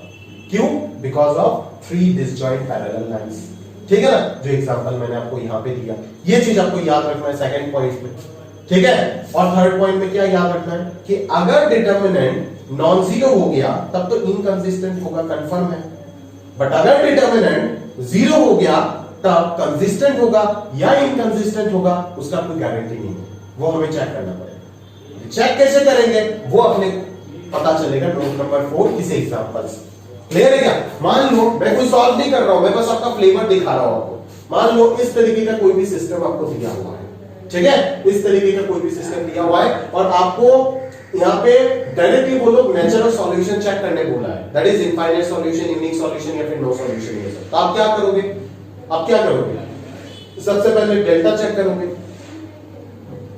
अगर डेल्टा नॉन जीरो आ गया तो इनकंसिस्टेंट, अगर डेल्टा जीरो आ गया तो आपके पास मन में डाउट आ जाएगा कि कंसिस्टेंट भी हो सकता है, कंसिस्टेंट नहीं भी हो सकता है। तो तब कैसे डिसाइड करेंगे कि कंसिस्टेंट है या नहीं? जब डेल्टा जीरो आ जाएगा तब आप किसी भी दो इक्वेशन को सॉल्व कर दो और अगर उसका सॉल्यूशन तीसरे वाले को सेटिस्फाई कर जाता है तो कंसिस्टेंट होगा, अगर नहीं करता है तो इनकंसिस्टेंट होगा। खत्म। समझ रहे हो ना? तो एकदम सिंपल सा चीज है, मैंने लिख के भी दे दिया। बट ये तो एक सिंपल क्वेश्चन हो गया। पर अच्छे क्वेश्चन इस तरीके का होगा जहां पे एक वेरिएबल भी दिया है और तब आपको बोल रहा है नेचर ऑफ सॉल्यूशन चेक करने के लिए, तब अच्छा क्वेश्चन हो जाएगा। तब कैसे चेक करेंगे हम? सबसे पहले डेल्टा, अगर डेल्टा नॉन जीरो आ गया, मान लो लैम्डा के ऊपर डिपेंड ही नहीं कर रहा है, नॉन जीरो आ गया डायरेक्टली, लैम्डा कैंसिल आउट हो गया, तब तो नो सॉल्यूशन कंफर्म है, इनकंसिस्टेंट। बट अगर डेल्टा फंक्शन ऑफ लैम्डा आ गया तो हमें क्या चेक करना पड़ेगा कि कंसिस्टेंट सॉल्यूशन है या नहीं, चेक करना पड़ेगा, ठीक है ना? क्योंकि अगर डेल्टा नॉन जीरो आ गया, मान लो लैम्डा वगैरह कैंसिल होकर डेल्टा का वैल्यू -3 आ गया, तब तो इनकंसिस्टेंट। बट अगर डेल्टा फंक्शन ऑफ लैम्डा आया तब तो कंसिस्टेंट है या इनकंसिस्टेंट है हमें पता नहीं ना, तो हम क्या करेंगे? सबसे पहले डेल्टा को इक्वल टू 0 करेंगे। मान लो डेल्टा को इक्वल टू 0 करके लैम्डा का वैल्यू मेरे को 3 और 5 मिलेगा। जरूरी नहीं कि इसको सॉल्व करके, मैंने सॉल्व वगैरह नहीं किया, इसको सॉल्व करके जो 3 और 5 आएगा ऐसा कोई जरूरी नहीं है, मैं बस आपको समझा रहा हूं कि मान लो 3 और 5 आया लैम्डा का वैल्यू, डेल्टा इक्वल टू 0 करके, अगर डेल्टा फंक्शन ऑफ लैम्डा है तो मुझे नहीं पता इस केस में डेल्टा क्या आएगा, आप चेक करके देख लेना डेल्टा क्या आएगा। लैम्डा 2 लैम्डा -1 2 -3 लैम्डा 1 और 5 8 9, ये डेल्टा क्या आएगा मुझे नहीं पता। अगर नॉन जीरो आता है तो डायरेक्ट कमेंट कर देंगे no solution, inconsistent system. But अगर डेल्टा फंक्शन ऑफ लैम्डा आएगा तो उसको डेल्टा को इक्वल टू 0 रखो। मान लो इक्वल टू 0 करके लैम्डा का कुछ ना कुछ वैल्यू मिलेगा, तो मान लो 3 और 5 आया, ठीक है, मान लो 3 और 5 आया, क्योंकि मैक्सिमम यहां पे क्वाड्रेटिक पॉसिबल हो सकता है, इसीलिए मैं 2 कंसीडर किया, ठीक है ना? मान लो 3 और 5 आया, या फिर क्यूबिक भी अगर आ रहा है तो कोई दिक्कत नहीं, लैम्डा का जितना वैल्यू आएगा मान लो उतना वैल्यू आप लिखें। अभी लिखने के बाद क्या करोगे? लिखने के बाद आपको हर एक लैम्डा के वैल्यू के लिए अलग अलग से चेक करना पड़ेगा, वो हो गया मेहनत वाला काम। तो हर एक लैम्डा के वैल्यू के लिए अपन कैसे चेक करेंगे? लैम्डा का वैल्यू 3 इस सिस्टम में पुट करेंगे, इस सिस्टम में पुट करने के बाद यहां से पैरामीटर गायब हो जाएगा और वापस इसी सिस्टम को अपन क्या करेंगे? इसी मेथड से चेक करेंगे, दैट इज 2 को सॉल्व करके उसी का सॉल्यूशन तीसरे वाले में रखेंगे। अगर सेटिस्फाई करता है तो लैम्डा का उस वैल्यू के लिए हम क्या बोलेंगे? सिस्टम कंसिस्टेंट और यूनिक सॉल्यूशन दे रहा है। अगर लैम्डा का वैल्यू 3 पुट करने के बाद, मान लो लैम्डा का वैल्यू आपने 3 पुट किए और लैम्डा का वैल्यू 3 पुट करने के बाद ये सिस्टम जो है, ये सिस्टम 3 में से कोई भी एक दे सकता है, या तो यूनिक, या तो नो सॉल्यूशन, या तो इनफाइनाइट सॉल्यूशन, है ना? लैम्डा का वैल्यू 3 पुट करने के बाद मान लो तीनों इक्वेशन अलग अलग आया, तो कोई भी 2 को सॉल्व करके तीसरे वाले को सेटिस्फाई करेंगे। अगर करता है तो यूनिक सॉल्यूशन, नहीं करता है तो नो सॉल्यूशन। और अगर लैम्डा का वैल्यू 3 पुट करने के बाद तीनों के तीनों इक्वेशन आइडेंटिकल हो गया तो मैं क्या बोलूंगा? इनफाइनाइट सॉल्यूशन, कोइंसिडेंट लाइंस, समझ रहे हो? फिर आपको लैम्डा का वैल्यू 5 अगेन पुट करना पड़ेगा। पुट करके वापस आप क्या करोगे कि अगर तीनों के तीनों इक्वेशन सेम मिल गया तो कोइंसिडेंट लाइंस, अगर तीनों के तीनों सेम नहीं मिला तो आप सॉल्व करोगे कोई भी 2 को और तीसरे वाले को पुट करके चेक करोगे, अगर यूनिक सेटिस्फाई कर रहा है तो यूनिक सॉल्यूशन, सेटिस्फाई नहीं कर रहा है तो inconsistent system, no solution. Clear है क्या? तो तब आपका नेचर ऑफ सॉल्यूशन जो है वो डिपेंडेंट हो जाएगा लैम्डा के वैल्यू के ऊपर। जरूरी नहीं है कि अलग अलग आएगा, 3 और 5 दोनों के लिए नो सॉल्यूशन आ सकता है, दोनों के लिए यूनिक सॉल्यूशन आ सकता है, दोनों के लिए इनफाइनाइट सॉल्यूशन आ सकता है। बट ऐसा भी हो सकता है कि 3 के लिए क्या आ रहा है? 3 के लिए इनफाइनाइट सॉल्यूशन आ रहा है तो 5 के लिए नो सॉल्यूशन आ रहा है, ऐसा भी तो हो सकता है ना? क्लियर है? तो तब हमें प्रॉपर्ली चेक करना पड़ जाएगा। मैं बहुत डीप में बातचीत कर रहा हूं ये सब, ठीक है ना? मैं सारे एक एक केस उठा करके आपको बता रहा हूं। अगर आप ये सब लिख के नहीं रखे ना तो स्ट्रगल आप करोगे, बार बार वीडियो आपको देखना पड़ेगा, मेरा कुछ नहीं जाएगा क्योंकि मैंने सारी चीजें एक्सप्लेन कर दिया जितना एक्सप्लेन करना था। क्लियर है क्या? समझ रहे हो? क्लियर है? तो चलो अभी 2 वेरिएबल सिस्टम तो हमारा खत्म हुआ। अभी अपन चलते हैं, हमारा अगला पोर्शन जो है नॉन होमोजेनियस में ही अपन देखेंगे अगला case, that is 3 variable system, and then उसके बाद अपन होमोजेनियस देखेंगे। क्लियर? चलिए स्टार्ट करते हैं। चलिए स्टार्ट करते हैं। अभी हमारा system of equation involving 3 variable, ठीक है ना? 3 वेरिएबल सिस्टम स्टार्ट करते हैं, 2 वेरिएबल खत्म हुआ हमारा, ठीक है ना? तो चलिए देखते हैं 3 variable system, x y z 3 variable है और 3 इक्वेशन है, ठीक है? तो यहाँ पे 3 वेरिएबल 3 इक्वेशन सिस्टम को हम सबसे पहले देख लेते हैं कि सॉल्व कैसे करेंगे with the help of Cramer's rule. यहाँ पे डेल्टा हो जाएगा a1 b1 c1 a2 b2 c2 a3 b3 c3। Delta 1 क्या हो जाएगा? x का सारे कोएफिशिएंट हटा करके d1 d2 d3 डाल दो। डेल्टा 2 क्या हो जाएगा? y के सारे कोएफिशिएंट हटा करके d1 d2 d3 डाल दो। और डेल्टा 3 हो जाएगा z हटा दो और d1 d2 d3 डाल दो। तो फिर x का वैल्यू डेल्टा 1 बाई डेल्टा होगा, y का वैल्यू डेल्टा 2 बाई डेल्टा होगा और z का वैल्यू डेल्टा 3 अपॉन डेल्टा होगा। क्लियर है क्या? समझ लो? और इसका प्रूफ जो है ऑलरेडी मैंने आपको 2 वेरिएबल में बता दिया, तो 3 वेरिएबल में आप खुद से कर लीजिएगा, डू योरसेल्फ लिखा हुआ है। बस आप यहाँ पे d1 d2 d3 के जगह पे ये सब डाल दीजिएगा, इसको 3 डिटर्मिनेंट में एक्सप्रेस कर दीजिए, 2 डिटर्मिनेंट 0 हो जाएगा और 1 डिटर्मिनेंट डेल्टा बन जाएगा इनटू x, तो x का वैल्यू आ जाएगा डेल्टा 1 बाय डेल्टा। बट आप ध्यान से अगर देखोगे तो आपको समझ आएगा कि x y z तीनों के तीनों तभी एग्जिस्ट करेगा, दैट इज क्रेमर्स रूल, तभी वैलिड रहेगा जब आपका डिनोमिनेटर नॉन जीरो होगा, that is delta non zero. ठीक है ना, तो डेल्टा अगर नॉन जीरो हुआ तभी जाकर के आपका डिनोमिनेटर जो है वो क्या कर रहा होगा, एग्जिस्ट कर रहा होगा। ठीक है, तो हम देखते हैं अभी एल्गोरिथम देखते हैं कि किस एल्गोरिथम के ऊपर बेस करके अपन consistent, inconsistent, infinite, no solution ये सब चीजें के ऊपर बात कर सकते हैं। उस टॉपिक के ऊपर बात करते हैं। सिस्टम ऑफ इक्वेशन को सॉल्व कैसे करना है वो तो उसका क्रेमर्स रूल जो है वो अपन आपको बता दिया ऑलरेडी। अभी अपन कंसेप्ट पे बात करेंगे, दैट इज डेल्टा। यहाँ पे सारे डिसाइडिंग फैक्टर हो जाएगा डेल्टा। कंसिस्टेंट सिस्टम अगर चाहिए तो डेफिनेटली आपका डेल्टा जो होगा वो क्या हो जाएगा, नॉन जीरो हो जाएगा। ये चीज आप समझते हो कि कंसिस्टेंट सिस्टम अगर आपको चाहिए तो आपका डेल्टा जो होगा वो नॉन जीरो होना ही पड़ेगा। अच्छा, अगर डेल्टा नॉन जीरो हुआ तो डायरेक्टली मैं आंसर कर दूंगा कि मेरा सिस्टम जो है वो कंसिस्टेंट है और यूनिक सॉल्यूशन भी है, और यूनिक सॉल्यूशन भी है, इनफाइनाइट भी नहीं हो सकता। उसका लॉजिक भी मैं आपको बता रहा हूं। पहले क्या था कि कंसिस्टेंट अगर था तो उसके ऊपर दो केस आ जाता था, या तो यूनिक या तो इनफाइनाइट। अभी इनफाइनाइट आएगा बट वो डेल्टा इक्वल टू जीरो वाले केस में आएगा। डेल्टा नॉन जीरो अगर हो गया तब ये कंफर्म है यूनिक सॉल्यूशन होगा ही होगा। ठीक है ना, पहले भी वही था, आप चिंता मत करो कि इनफाइनाइट सॉल्यूशन वाला जो केस था a1 by a2 b1 by b2 c1 by c2 वो डेल्टा इक्वल टू जीरो वाला ही केस था। अगर डेल्टा नॉन जीरो है, अभी इसको मैं डेल्टा के फॉर्मेट में पढ़ा रहा हूं, पहले आपको कोफिशिएंट के फॉर्मेट में पढ़ाया था और वो कोफिशिएंट वाला रिलेशन वहीं से आया था। अब याद करो कि आपका यूनिक सॉल्यूशन वाला कंडीशन क्या था, delta not equal to zero. यहाँ पे मैं बोल रहा हूँ उधर भी delta not equal to zero ही था। अगर आप ध्यान से देखोगे तो आपको मैंने क्या लिखा था, a1 by a2 not equal to b1 by b2। उधर डेल्टा क्या था, a1 a2 b1 b2 ऐसे था ना। तो डेल्टा अगर नॉन जीरो इसका मतलब क्या, a1 b2 minus b1 a2 non zero होगा। मतलब क्या, a1 by a2 not equal to b1 by b2। तब तो ये तो यहीं से आया था ना। ठीक है, तो इसी का मतलब है कि अगर डेल्टा नॉन जीरो हो गया, डेल्टा मतलब जितने वेरिएबल्स हैं उनका कोफिशिएंट को लेकर के जो डिटरमिनेंट बनता है। 2/2 वेरिएबल में ये था, 3/3 वेरिएबल में ये है। अगर ये नॉन जीरो हो गया तो पक्का कंफर्म है कि ये यूनिक सॉल्यूशन कंसिस्टेंट सिस्टम दे रहा होगा। क्लियर है क्या, समझ रहे हो मेरी बात, पक्का। सिमिलरली अगर आप इनफाइनाइट सॉल्यूशन देख लो तो इनफाइनाइट सॉल्यूशन में डेल्टा जीरो था, तभी तो जाकर के a1 b2 is equal to a2 b1 मिला था और इस जगह से आपने a1 by a2 equal to b1 by b2 लिखे थे। बट ये चीज c1 by c2 के इक्वल होगा या नहीं, वो कब पता चलेगा, ये तभी होगा जब डेल्टा 1 डेल्टा 2 डेल्टा 3 सबके सब जीरो हो जाएगा। तो इस केस में हमें इनफाइनाइट सॉल्यूशन मिलता है। और अगर कोई भी एक नॉन जीरो हो गया डेल्टा 1 डेल्टा 2 डेल्टा 3 में से, तो यहाँ पे नॉट इक्वल टू आ जाएगा और ये केस आ जाएगा नो सॉल्यूशन वाला केस। तो एग्जैक्टली जो पहले हमने कोफिशिएंट के फॉर्मेट में रिलेशन लिखा था उसका मतलब अब वही है, उधर भी जाकर के आप यही चिपका देना। जो इनफाइनाइट सॉल्यूशन वाला जो यूनिक सॉल्यूशन वाला केस था वो a1 by a2 not equals to b1 by b2 मैंने लिख के दिया था, बट इसका मतलब क्या है कि delta not equals to zero. समझ रहे हो मेरी बात, क्लियर है क्या।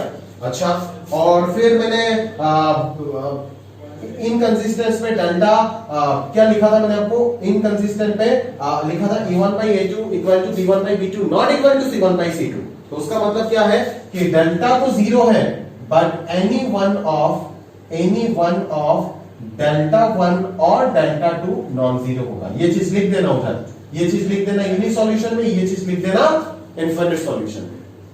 सॉरी इनफिनिट क्या बोल रहा हूं, नो सॉल्यूशन में। और इनफिनिट सॉल्यूशन में क्या लिख देना कि delta equal to delta 1 equal to delta 2 equal to delta 3 तो नहीं था उधर, इक्वल टू जीरो। क्लियर है यार, ये लिख देना इनफिनिट सॉल्यूशन। क्लियर है, बट अब की बार ये होने से जो इनफाइनाइट होगा ऐसा जरूरी नहीं है। 3 वेरिएबल में ये होने से इनफाइनाइट भी हो सकता है, नो सॉल्यूशन भी हो सकता है, जो बहुत सारे बुक्स में मिसिंग है। आइए देखते हैं क्यों होता है, कैसे होता है, सब देखते हैं। मैं बस ये मिस हुआ था उधर तो मैंने ये चीज आपको बता दिया, ऐड कर दो। अभी अपन डिटेल में बातचीत करते हैं 3 वेरिएबल में। 3 वेरिएबल समझ गए, तो 3 वेरिएबल का एक सब केस है 2 वेरिएबल। अब ऐसे कोई चीज समझा तो दिया है मैंने इतना समय लगा करके, बट फिर भी अगर आप देखना चाहते हो वापस इस लॉजिक से देख लेना, आपको समझ आ जाएगा। सारे लिंक करके देखना, मैच होगा। और लिंक करके देखना जरूरी है, नहीं तो कंफ्यूजन क्रिएट होगा, अभी नहीं एग्जाम में जाके। चलिए देखते हैं।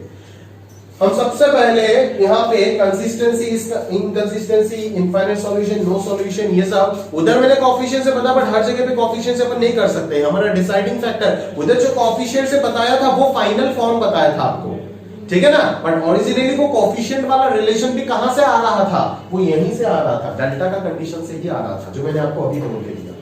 क्लियर है? तो चलिए हमारा डेल्टा, डेल्टा 1, डेल्टा 2 ये चारों के चारों डिटर्मिनेंट हो जाएगा डिसाइडिंग फैक्टर कि कब यूनिक सॉल्यूशन होगा, कब नो सॉल्यूशन होगा, कब इनफाइनाइट सॉल्यूशन होगा। क्लियर है? तो चलिए स्टार्ट करते हैं डेल्टा से। अगर डेल्टा नॉन जीरो हो गया तो क्या होगा, consistent solution. Denominator non zero हो गया मतलब सॉल्यूशन एक्सिस्ट करेगा। डिनोमिनेटर नॉन जीरो हो गया मतलब सॉल्यूशन एक्सिस्ट करेगा, कोई दिक्कत नहीं उसमें। अच्छा, सॉल्यूशन एक्सिस्ट करेगा। अभी देखो, अभी अगर सॉल्यूशन एक्सिस्ट करता है तो यहाँ पे दो प्रकार का चीज हो सकता है, या तो डेल्टा 1, डेल्टा 2, डेल्टा 3 तीनों के तीनों वैनिश हो गया। डिनोमिनेटर तो नॉन जीरो है, उसको लेकर के तो और सवाल जवाब नहीं है। तो डेल्टा 1, डेल्टा 2, डेल्टा 3 अगर नॉन जीरो हो जाता है, जीरो हो जाता है, तो एक्स वाई जेड तीनों का आंसर क्या आ जाएगा, जीरो आ जाएगा। और अगर एक्स वाई जेड तीनों के तीनों जीरो हो गया तो ये कैसा चीज हो जाएगा, ट्रावियल सॉल्यूशन हो जाएगा। समझ हो ना? ये देखो एक्स वाई जेड जीरो अगर हो गया तो ट्रावियल सॉल्यूशन हो जाएगा। ये कब होगा, जब डेल्टा 1, डेल्टा 2, डेल्टा 3 जीरो हो जाएगा। ये सब जनरली बुक्स में नहीं लिखता, बट मैं सारे केसेस आपको लिख के दे रहा हूं ताकि आपको अच्छे से चीजों को समझ आ जाए, ठीक है ना। कि इस चीज के अंदर भी दो चीज अपन बातचीत कर सकते हैं कि अगर डेल्टा 1, डेल्टा 2, डेल्टा 3 जीरो है तो अपना यहाँ पे हो जाएगा ट्रावियल सॉल्यूशन। बट अगर डेल्टा 1, डेल्टा 2, डेल्टा 3 तीनों का बात नहीं कर रहा हूं, उन तीनों में से कोई भी एक अगर नॉन जीरो हो गया, if at least one of delta 1, delta 2, delta 3 non zero है, तो कोई भी एक अगर नॉन जीरो हो गया, मान लो डेल्टा 1 नॉन जीरो हो गया, तो डेल्टा 1 अगर नॉन जीरो हो गया और डेल्टा भी नॉन जीरो है तो x का वैल्यू क्या आएगा, नॉन जीरो आएगा। भले y2, y और z जो है वो जीरो आ जाए, बट एटलीस्ट x और y और z तीनों में से एक तो नॉन जीरो होगा ना। और अगर तीनों में से एटलीस्ट एक नॉन जीरो हो जाता है तब उस सॉल्यूशन को हम क्या बोलते हैं, नॉन ट्रावियल सॉल्यूशन। क्लियर है? तो इस यूनिक सॉल्यूशन के अंडर में हमने ये भी देख लिया कि ट्रावियल सॉल्यूशन और नॉन ट्रावियल सॉल्यूशन कब हो सकता है। पूरा दुनिया में ट्रावियल और नॉन ट्रावियल वर्ड जो है वो होमोजेनियस में इन्वॉल्व किया, बट आप नॉन होमोजेनियस में भी ट्रावियल और नॉन ट्रावियल का बातचीत कर सकते हो। क्लियर है क्या, जो मैंने आपको करके दिया। जो अगर आईटी पूछेगा तो बहुत बच्चे फंसेगा इस जगह पे। क्लियर है? नॉन होमोजेनियस सिस्टम देकर के नॉन ट्रावियल या फिर ट्रावियल का बातचीत किया, क्योंकि वो रट लेते हैं डायरेक्टली, सारे बुक्स भी रटा देता है कि होमोजेनियस सिस्टम में ये एग्जिस्ट करता है। बिल्कुल नहीं, नॉन होमोजेनियस में भी एग्जिस्ट करेगा। ये केस हो गया, यूनिक सॉल्यूशन वाला केस हो गया। अभी आते हैं कि सर अगर डेल्टा इक्वल टू जीरो हो गया तो डेल्टा अगर जीरो हो गया तो ये डिनोमिनेटर अनडिफाइंड हो जाएगा। और डिनोमिनेटर अनडिफाइंड होने के साथ साथ, डिनोमिनेटर अनडिफाइंड होने के साथ साथ अगर न्यूमरेटर नॉन जीरो हो गया तब तो आप पूरा पूरा बोल सकते हो कि non zero divided by zero ये तो बेकार की चीज है। पूरा नॉन जीरो बाय जीरो का तो कोई सिग्निफिकेंस है ही नहीं है, तो डज नॉट एग्जिस्ट डायरेक्टली बोलेंगे। मतलब डेल्टा जीरो होने के साथ साथ अगर at least one of delta 1, delta 2, delta 3 non zero हो गया तो कंफर्म है कि एक्स वाई जेड एग्जिस्ट ही नहीं करेगा, मतलब नो सॉल्यूशन, इनकंसिस्टेंट सिस्टम होगा। इसको एक और लॉजिक से मैं आपको एक्सप्लेन करके देता हूं। जैसे x इक्वल टू क्या है, डेल्टा 1 बाई डेल्टा ना, तो मैं डेल्टा 1 इक्वल टू क्या लिख सकता हूं, x इंटू डेल्टा। अभी मान ले एटलीस्ट 1 में से डेल्टा 1 तीनों के तीनों नॉन जीरो हो सकते हैं, 2 हो सकता है, 1 भी हो सकता है। मैंने मान लिया डेल्टा 1 नॉन जीरो है। अगर डेल्टा 1 नॉन जीरो है तो क्या मिलेगा आपको, इधर तो नॉन जीरो आएगा और इधर डेल्टा आपका क्या है, यहाँ पे जीरो है, क्योंकि डेल्टा जीरो के अंडर पे आप पढ़ रहे हो ये सब। तो जीरो इक्वल टू क्या हो जाएगा, नॉन जीरो। तो zero equal to non zero अगर हो गया तो क्या ये पॉसिबल है, नहीं। तो उस लॉजिक से भी आप एक्सप्लेन कर सकते हो ये इनकंसिस्टेंट सिस्टम का कंडीशन हो गया, ठीक है ना। तो ये सारे के सारे इनकंसिस्टेंट सिस्टम का कंडीशन है, ये प्लस ये इनकंसिस्टेंट, ये हो गया पूरा कंसिस्टेंट एंड यूनिक सॉल्यूशन का कंडीशन। और यहां पे आएगा मेन मुद्दा कंसेप्ट कि यहाँ पे कंसिस्टेंट भी हो सकता है, इनकंसिस्टेंट भी हो सकता है। समझ रहे हो ना, यहाँ पे कंसिस्टेंट अगर होता है तो यहाँ पे यूनिक सॉल्यूशन का, यूनिक सॉल्यूशन का पॉसिबिलिटी नहीं बनेगा। कंसिस्टेंट अगर ये होता है तो इनफाइनाइट सॉल्यूशन की वजह से कंसिस्टेंट होगा, ठीक है। और अगर इनकंसिस्टेंट होता है तो एक ही ऑप्शन है, नो सॉल्यूशन के लिए होगा। तो ये हो गया आपका स्टार पॉइंट जो आपको समझना है। ये तो पूरा दुनिया को समझ आता है, ठीक है, बट यहीं पे है जो आपको क्लास दिखाना है अपना। इस जगह पे आकर के बुक्स आधा अधूरा गलत सलत चीजें लिख करके दे देता है, समझ रहे हो ना। तो इस चीज को मैं पूरा पूरा पूरा खोल के रख दूंगा, आपके सामने एक्सप्लेन कर दूंगा, जितने भी पॉसिबल केसेस सब कुछ बातचीत कर दूंगा मैं आपके साथ, क्लियर है क्या? बट आपको ध्यान से अगला 10 मिनट मेरा बात बहुत अच्छे से सुनना पड़ेगा। और अभी तक अगर आपका मेरा बात आपको समझ नहीं आया तो भूल के भी यहां से वीडियो कंटिन्यू मत करो, पहले यहां तक समझो फिर ये चीज समझोगे, नहीं तो यहां पे आपका हालत खराब हो जाएगा। क्लियर है क्या? ध्यान से समझो, मैं एकदम निचोड़ के रख दूंगा इस टॉपिक को, ध्यान से देखो, एक एक चीज इसका मैं निकाल के आपको बताता हूं, ठीक है? ऑफिशियली ये सब वेक्टर 3D के बाद पढ़ना चाहिए, तो समझ रहे हो ना? कैलकुलस फिर वेक्टर 3D फिर मैट्रिसेस डिटरमिनेंट, ऐसे ही होना चाहिए। दुनिया तो ये सब में बातचीत नहीं करता है, तो उनको मतलब नहीं है, कोई एनसीईआरटी पढ़ाते तो पहले पढ़ा सकते, कोई मतलब नहीं है। बट अगर तरीके से देखा जाए, यहाँ पे प्लेन का कंसेप्ट आएगा और प्लेन मिलेगा आपको 3 डायमेंशनल ज्योमेट्री में जाकर के, तो 3D अगर किसी को आता नहीं है तो ये चीज उसको समझ नहीं आएगा अच्छे से। बट फिर भी मैं आपको एक्सप्लेन करने का पूरा कोशिश करूंगा, बट थोड़ा सा चीज बोलूंगा, उस चीज को अभी के लिए आप मान लो। लीनियर इक्वेशन इन 2 वेरिएबल क्या रिप्रेजेंट करता है? एक स्ट्रेट लाइन को रिप्रेजेंट करता है। But linear equation in 3 variable क्या रिप्रेजेंट करता है? प्लेन को रिप्रेजेंट करता है। और प्लेन कभी भी, ये तो एक 2 डायमेंशनल प्लेन है, बट मैं कौन सा प्लेन का बात कर रहा हूं? 3 dimensional plane. Linear equation in 2 variable एक प्लेन को रिप्रेजेंट करता है। अभी ये प्लेन आपको दिख रहा है, बट ये है क्या? मैं पूरा प्लेन का बात कर रहा हूं, तो प्लेन एग्जिस्ट कहां पे कर सकता है? 2D में तो कोई प्लेन एग्जिस्ट नहीं कर सकता ना। प्लेन एग्जिस्ट करेगा तो ऑब्वियसली 3 डायमेंशन में करेगा, ठीक है ना? जैसे ये एक प्लेन, एक स्लाइस चला गया बीच में से, एक स्लाइस चला गया, समझ रहे हो ना? ये एक स्लाइस चला गया, ये एक स्लाइस चला गया, तो पूरा प्लेन। अभी मैं प्लेन बनाऊंगा तो सिर्फ ऐसे बनाऊंगा आपको दिखाने के लिए, बट ये मत समझना कि ये चारों रेक्टेंगल के अंदर ये प्लेन बाउंडेड है। ये इधर भी कंटिन्यू है, इधर भी कंटिन्यू होगा, इधर भी कंटिन्यू होगा, इधर भी कंटिन्यू होगा, इंफिनिटी तक चलता जाएगा। प्लेन का कोई एंड पॉइंट नहीं है, जैसे लाइन का कोई एंड पॉइंट नहीं है। लाइन सेगमेंट का एंड पॉइंट है, समझ रहे हो? लाइन का कोई एंड पॉइंट नहीं है, तो प्लेन का भी कोई एंड पॉइंट कैसे होगा? तो linear equation in 2 variable represent करता है एक स्ट्रेट लाइन को, but linear equation in 3 variable represent करता है एक प्लेन को। ये चीज अगर भरोसा नहीं है तो जब पढ़ाऊंगा तब देख लीजिएगा, अभी के लिए याद कर लीजिएगा ना। एक बात याद नहीं रख सकते क्या अभी के लिए? बस मैट्रिसेस आप लोगों के लिए तो पहले पढ़ा रहा हूं, तो मैं तो हर साल वेक्टर 3D पहले पढ़ाता हूं। क्लियर है क्या? उसमें नंबर भी ज्यादा है, बोर्ड एग्जाम में 17 नंबर है उसमें, इसमें 13 नंबर है। क्लियर है क्या? बट आप लोग चिल्लाते रहते हो मैट्रिसेस नहीं हुआ, पूरा दुनिया में हो गया, इसीलिए मैं पढ़ा रहा हूं, नहीं तो मेरा कोई शौक भी नहीं था ये सब पढ़ाने का भी। आगे बात करते हैं अपन, चलो। तो मुद्दे का चीज आया ये, डेल्टा 1, डेल्टा 2, डेल्टा 3 अगर 0 हो गया, हमने 2 वेरिएबल में क्या देखा कि अगर डेल्टा 1, डेल्टा 2 और डेल्टा 3 0 हो गया तो ये इनफाइनाइट सॉल्यूशन हो जाता है। बट यहां पे इनफाइनाइट सॉल्यूशन जो होगा उसका कोई गारंटी नहीं। यहां पे जो इनफाइनाइट सॉल्यूशन होगा उसका कोई गारंटी नहीं है। इस चीज को आपको ध्यान से समझना पड़ेगा दोस्तों। क्लियर है? क्लियर है? इनफाइनाइट सॉल्यूशन जो होगा ऐसा चीज जरूरी नहीं है। क्लियर है क्या? समझ लो मेरी बात? अच्छा, तो अगर डेल्टा 1, डेल्टा 2, डेल्टा 3 सब 0 हो गया, सिस्टम ऑफ इक्वेशन में और मे नॉट बी कंसिस्टेंट। क्यों? क्योंकि अगर वो कंसिस्टेंट होता है तो इनफाइनाइट सॉल्यूशन की वजह से होगा, और कंसिस्टेंट नहीं भी हो सकता है। क्यों बोल रहा है? बिकॉज नो सॉल्यूशन का पॉसिबिलिटी भी है, और वो कैसे है मैं आपको दिखाऊंगा। करना क्या है पहले ये बता देता हूं। क्यों जानता है क्या? क्यों कंसिस्टेंट नहीं हो सकता ऐसे? अभी बच्चे मेरे को क्या बोलते हैं, या फिर बहुत सारे बुक्स क्या एक्सप्लेन करता है, आप जानते हो क्या? कि डेल्टा 1, डेल्टा 2, डेल्टा 3 और डेल्टा अगर चारों 0 हो गया तब तो इस तरीके का सीन हो गया ना कि delta equal to delta 1 into x था ना, समझ रहे हो ना? तो 0 equal to 0 into x, 0 equal to 0 into y, 0 equal to 0 into z, ऐसा चीज हो गया। तो एक्स और वाई और जेड अगर मैं कुछ भी पुट करूं तो ही तो सेटिस्फाई करेगा, कुछ भी पुट करूं तो ही सेटिस्फाई करेगा। और वो चीज सोच के वो लिख देते हैं इनफाइनाइट सॉल्यूशन, बट वो गलत है।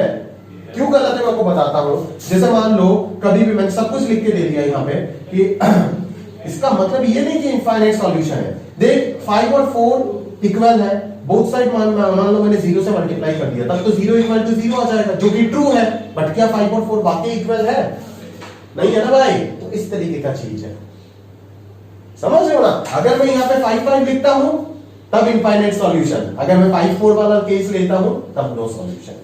समझ रहे हो ना? और डीप में जाके नहीं समझा सकता यार, पूरा खोल के समझा रहा हूं। समझ रहे हो मेरी बात? आगे बात करते हैं।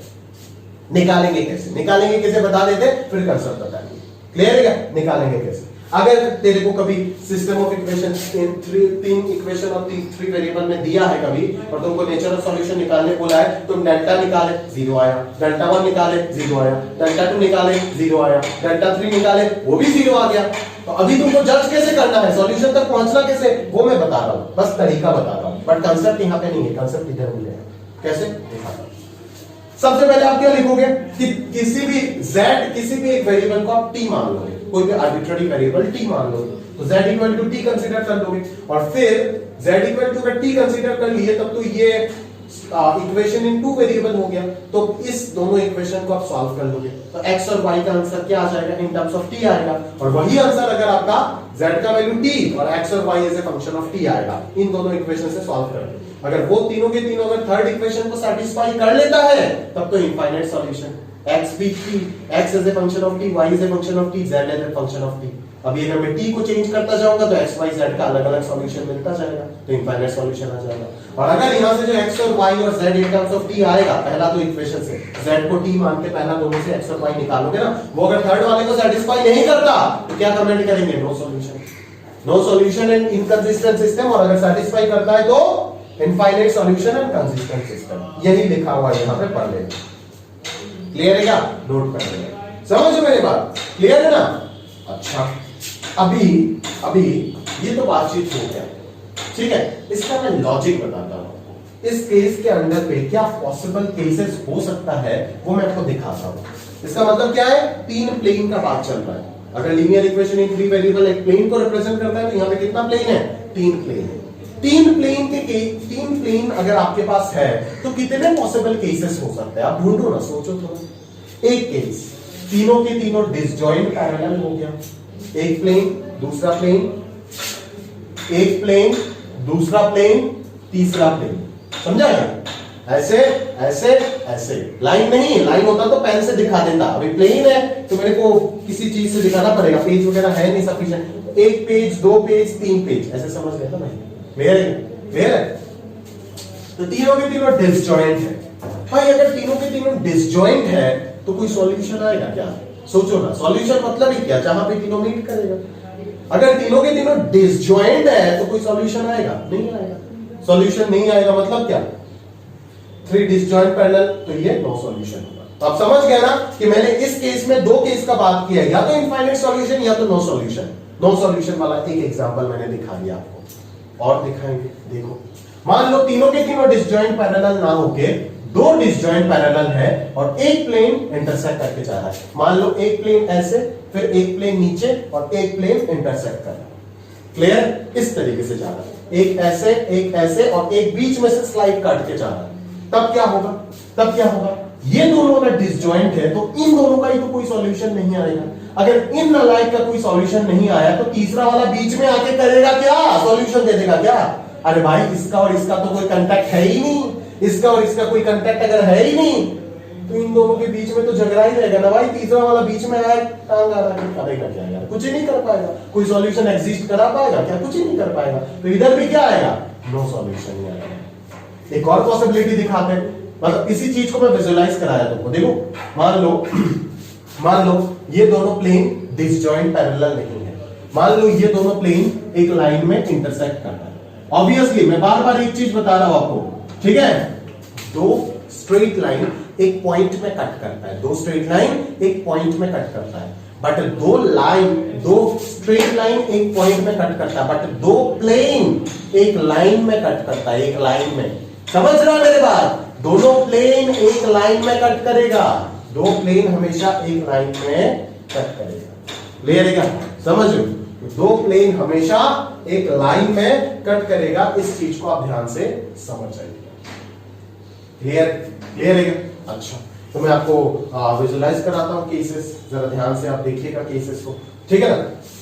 तो यहां पे अगर मैं आपके साथ बातचीत करूं तो आप ये समझ सकते हो कि सर ये दोनों प्लेन जिस लाइन में कट कर रहा है उस लाइन का पैरेलल हो गया ये प्लेन, या फिर इस तरीके से भी फिगर दिखा सकते हो। बट कुछ भी हो जाए, इन दोनों का तो एक सॉल्यूशन एग्जिस्ट कर रहा था, बट सिस्टम में तो ये तीसरा प्लेन भी है ना, ये तीसरा प्लेन अगर इस लाइन से पास होता है तब सॉल्यूशन एग्जिस्ट करेगा तीनों का, बट ये तीसरा प्लेन अगर दूर हो जाता है तो कैसे सॉल्यूशन एग्जिस्ट करेगा, कर ही नहीं पाएगा, तो वापस नो सॉल्यूशन वाला केस। क्लियर है क्या, समझ रहे हो मेरी बात, क्लियर है। अभी देखो तीसरा केस, ये जो लाइन था जहां पे दोनों प्लेन ने इंटरसेक्ट किया, उसी पॉइंट से तीसरा, उसी पॉइंट नहीं उसी लाइन से तीसरा प्लेन भी पास किया, मतलब ये दो प्लेन है, ठीक है, और ये जो जॉइंट है ना, ये जॉइंट, इस जॉइंट के थ्रू आप एक और प्लेन पास कर रहे हो, तब क्या पता चलेगा कि तीनों के तीनों प्लेन सेम लाइन से पास कर रहे हैं। हम क्या कॉन्करेंसी में क्या बोलते हैं कि तीनों के तीनों स्ट्रेट लाइन सेम पॉइंट से पास कर रहे हैं, यहां पे बोलेंगे तीनों के तीनों प्लेन सेम लाइन से पास कर रहे हैं, because point of intersection of two planes can never be a point, point of intersection of two plane is always a line. तो अगर तीनों के तीनों प्लेन सेम लाइन पे इंटरसेक्ट कर रहे हैं तब इन तीनों पॉइंट को हम, तीनों प्लेन को हम बोलेंगे कोएक्सियल प्लेन्स, और उस केस में मैं बोल सकता हूं कि तीनों के तीनों plane intersect in a line, और उस केस में हमारा जो सॉल्यूशन आएगा वो क्या होगा, वो लाइन हो जाएगा ना, हमारा सॉल्यूशन वो लाइन हो जाएगा। और लाइन के ऊपर कितने पॉइंट्स होते हैं, इनफाइनाइट पॉइंट्स होते हैं लाइन, और पॉइंट्स तो 3D में है ना, x, y, z आएगा, तो लाइंस के ऊपर, एक लाइन के ऊपर कितने पॉइंट्स होंगे, इनफाइनाइट पॉइंट होंगे, एक लाइन इन 3D, तीनों के तीनों प्लेन एक लाइन में कट किया, बट लाइन के ऊपर क्या यूनिक पॉइंट होगा क्या, नहीं, हजारों पॉइंट होगा, इनफाइनाइट पॉइंट होगा, इसीलिए इनफाइनाइट सॉल्यूशन। इसीलिए इस केस में कोई यूनिक सॉल्यूशन का पॉसिबिलिटी होगा ही नहीं। समझ गया ना मेरी बात, बस। तो इसको अपन ऐसे देख सकते हैं कि equation of any plane passing through the point of intersection of two plane, sorry, equation of any plane passing through the line of intersection of any two plane is known as the family of plane as like as family of straight line, जैसे आप पढ़ के आए। तो वही concept अगर यहां पे लिखता हूं तो मैं क्या लिखूंगा, जैसे उधर लिखते थे ना L1 प्लस लैम्डा L2 बराबर 0, इधर क्या लिखेंगे P3 बराबर lambda P1 plus new times of P2, और उस चीज से अपन डिराइव करेंगे कि क्या आएगा हमारा फाइनल कंडीशन, और कैसे मैं इस चीज को डिराइव करके इस चीज को इस लॉजिक के साथ रिलेट करता हूं वो चीज देख के जाते हैं। मैं बहुत सारे बातचीत कर रहा हूं यहाँ पे, ठीक है ना, जरूरत ही नहीं है फॉर्मूला बता के डायरेक्ट जा सकता था, बट फिर भी मेरा नेचर नहीं है इस तरीके से पढ़ाना। तो P3 equal to lambda P1 plus mu P2, अभी P3 के जगह पे कौन सा हिस्सा आएगा, L1 की जगह पे कौन सा हिस्सा लिखता था, A1x plus B1y plus C1, तो P3 के जगह पे क्या लिखेगा, P3 के जगह पे ये चीज लिख दूंगा, A3x plus B3y plus C3z minus D3 आएगा P3 के जगह पे, P1 के जगह पे आएगा A1x plus B1y plus C1z minus D1, और P2 के जगह पे आएगा A2x plus B2y plus C2z minus D2। फिर x y z का अगर कोफिशिएंट इक्वेट करोगे तो ये दो इक्वेशन और ये दो इक्वेशन आपके पास मिलेगा, समझ रहे हो। अभी इन दोनों इक्वेशन से सॉल्व करके जो लैम्डा और म्यू आएगा वो अगर मैं तीसरे वाले में पुट करूं और सेटिस्फाई करता है तब मैं क्या बोलूंगा, इनफाइनाइट सॉल्यूशन, और अगर नहीं करता है तो ये वाला केस हो जाएगा नो सॉल्यूशन। समझ रहे हो ना, यहाँ पे नो सॉल्यूशन का सिग्निफिकेंस यहाँ पे बता रहा हूं, मैथमेटिकल सिग्निफिकेंस, ये तो मैंने फिजिकल सिग्निफिकेंस बताया, क्लियर है क्या, समझ रहे हो ना।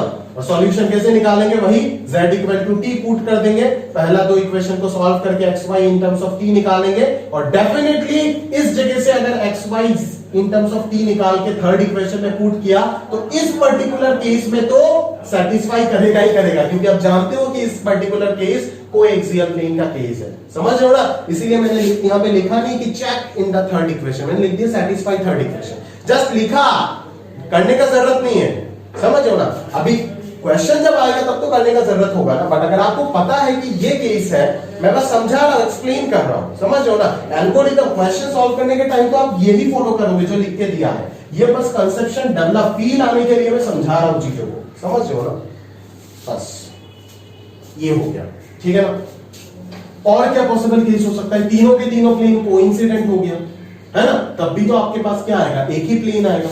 तीनों प्लेन अगर कोइंसिडेंट, एक के ऊपर एक बैठा हुआ है तो अल्टीमेटली मेरे पास एक ही प्लेन है, और एक प्लेन अगर है तब तो इनफाइनाइट सॉल्यूशन होगा ही, क्लियर है क्या।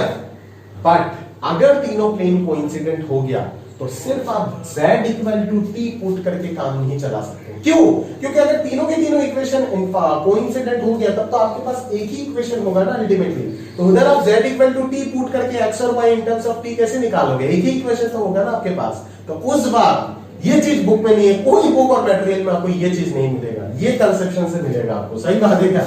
ठीक है ना?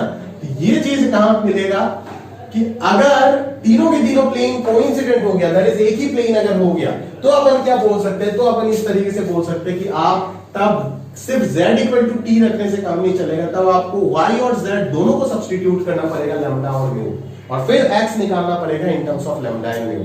तो वो हो जाएगा आपका इनफाइनाइट सॉल्यूशन का रिप्रेजेंटेशन। लैम्डा और म्यू को आप चेंज करते जाओगे, x का भी वैल्यू चेंज होता जाएगा, अलग अलग इनफाइनाइट सॉल्यूशन मिलता जाएगा। ये सिर्फ किस केस में है? अगर तीनों के तीनों कोइंसिडेंट प्लेन्स होते हैं। बट अगर दो कोइंसिडेंट है और एक प्लेन, उन दो कोइंसिडेंट प्लेन मतलब अल्टीमेटली मेरे पास कितना प्लेन? एक प्लेन, और एक और प्लेन अगर कट करके जाता है तो आपको वापस एक लाइन ऑफ इंटरसेक्शन मिल जाएगा ना। तो लाइन ऑफ इंटरसेक्शन अगर मिल गया मतलब क्या? इनफाइनाइट सॉल्यूशन आ जाएगा।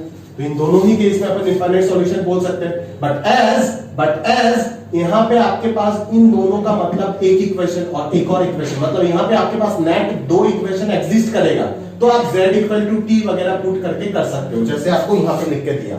बट अगर तीनों के तीनों कोइंसिडेंट हो गया तो कभी भी आप z equal to T put करके नहीं निकाल पाओगे इनफाइनाइट सॉल्यूशन का एक्सप्रेशन। इनफाइनाइट सॉल्यूशन तो नहीं निकाल पाओगे, बट उसको एक्सप्रेस तो करना पड़ेगा ना एग्जाम में, वो आपको दो वेरिएबल में करना पड़ेगा। बट इस केस में आप एक ही वेरिएबल में कर सकते हो। क्यों? क्योंकि इस केस में भी आपके पास दो इक्वेशन मौजूद होगा, बट इधर नहीं होगा। मैं जितना बोल रहा हूं ना उतना अगर आप समझ गए ना, तो ऐसा खतरनाक फील आएगा ना कि आप क्या करोगे वो आप ही जानते हो। ठीक है ना? 5 पे चलते हैं, आखिरी केस कि दो कोइंसिडेंट हो गया और एक कट करके ना के डिसजॉइंट पैरेलल हो गया, कट करके नहीं गया, डिसजॉइंट पैरेलल हो गया। तो सिंपल सा चीज, दो कोइंसिडेंट मतलब अल्टीमेटली एक ही प्लेन, एक प्लेन और एक प्लेन डिसजॉइंट पैरेलल मतलब कोई सॉल्यूशन एग्जिस्ट ही नहीं करेगा, नो सॉल्यूशन। अगर z equal to T put करके x और y in terms of t निकालते हो, तो ये x y z in terms of t third equation में जब पुट करोगे तो गारंटेड सेटिस्फाई नहीं करेगा।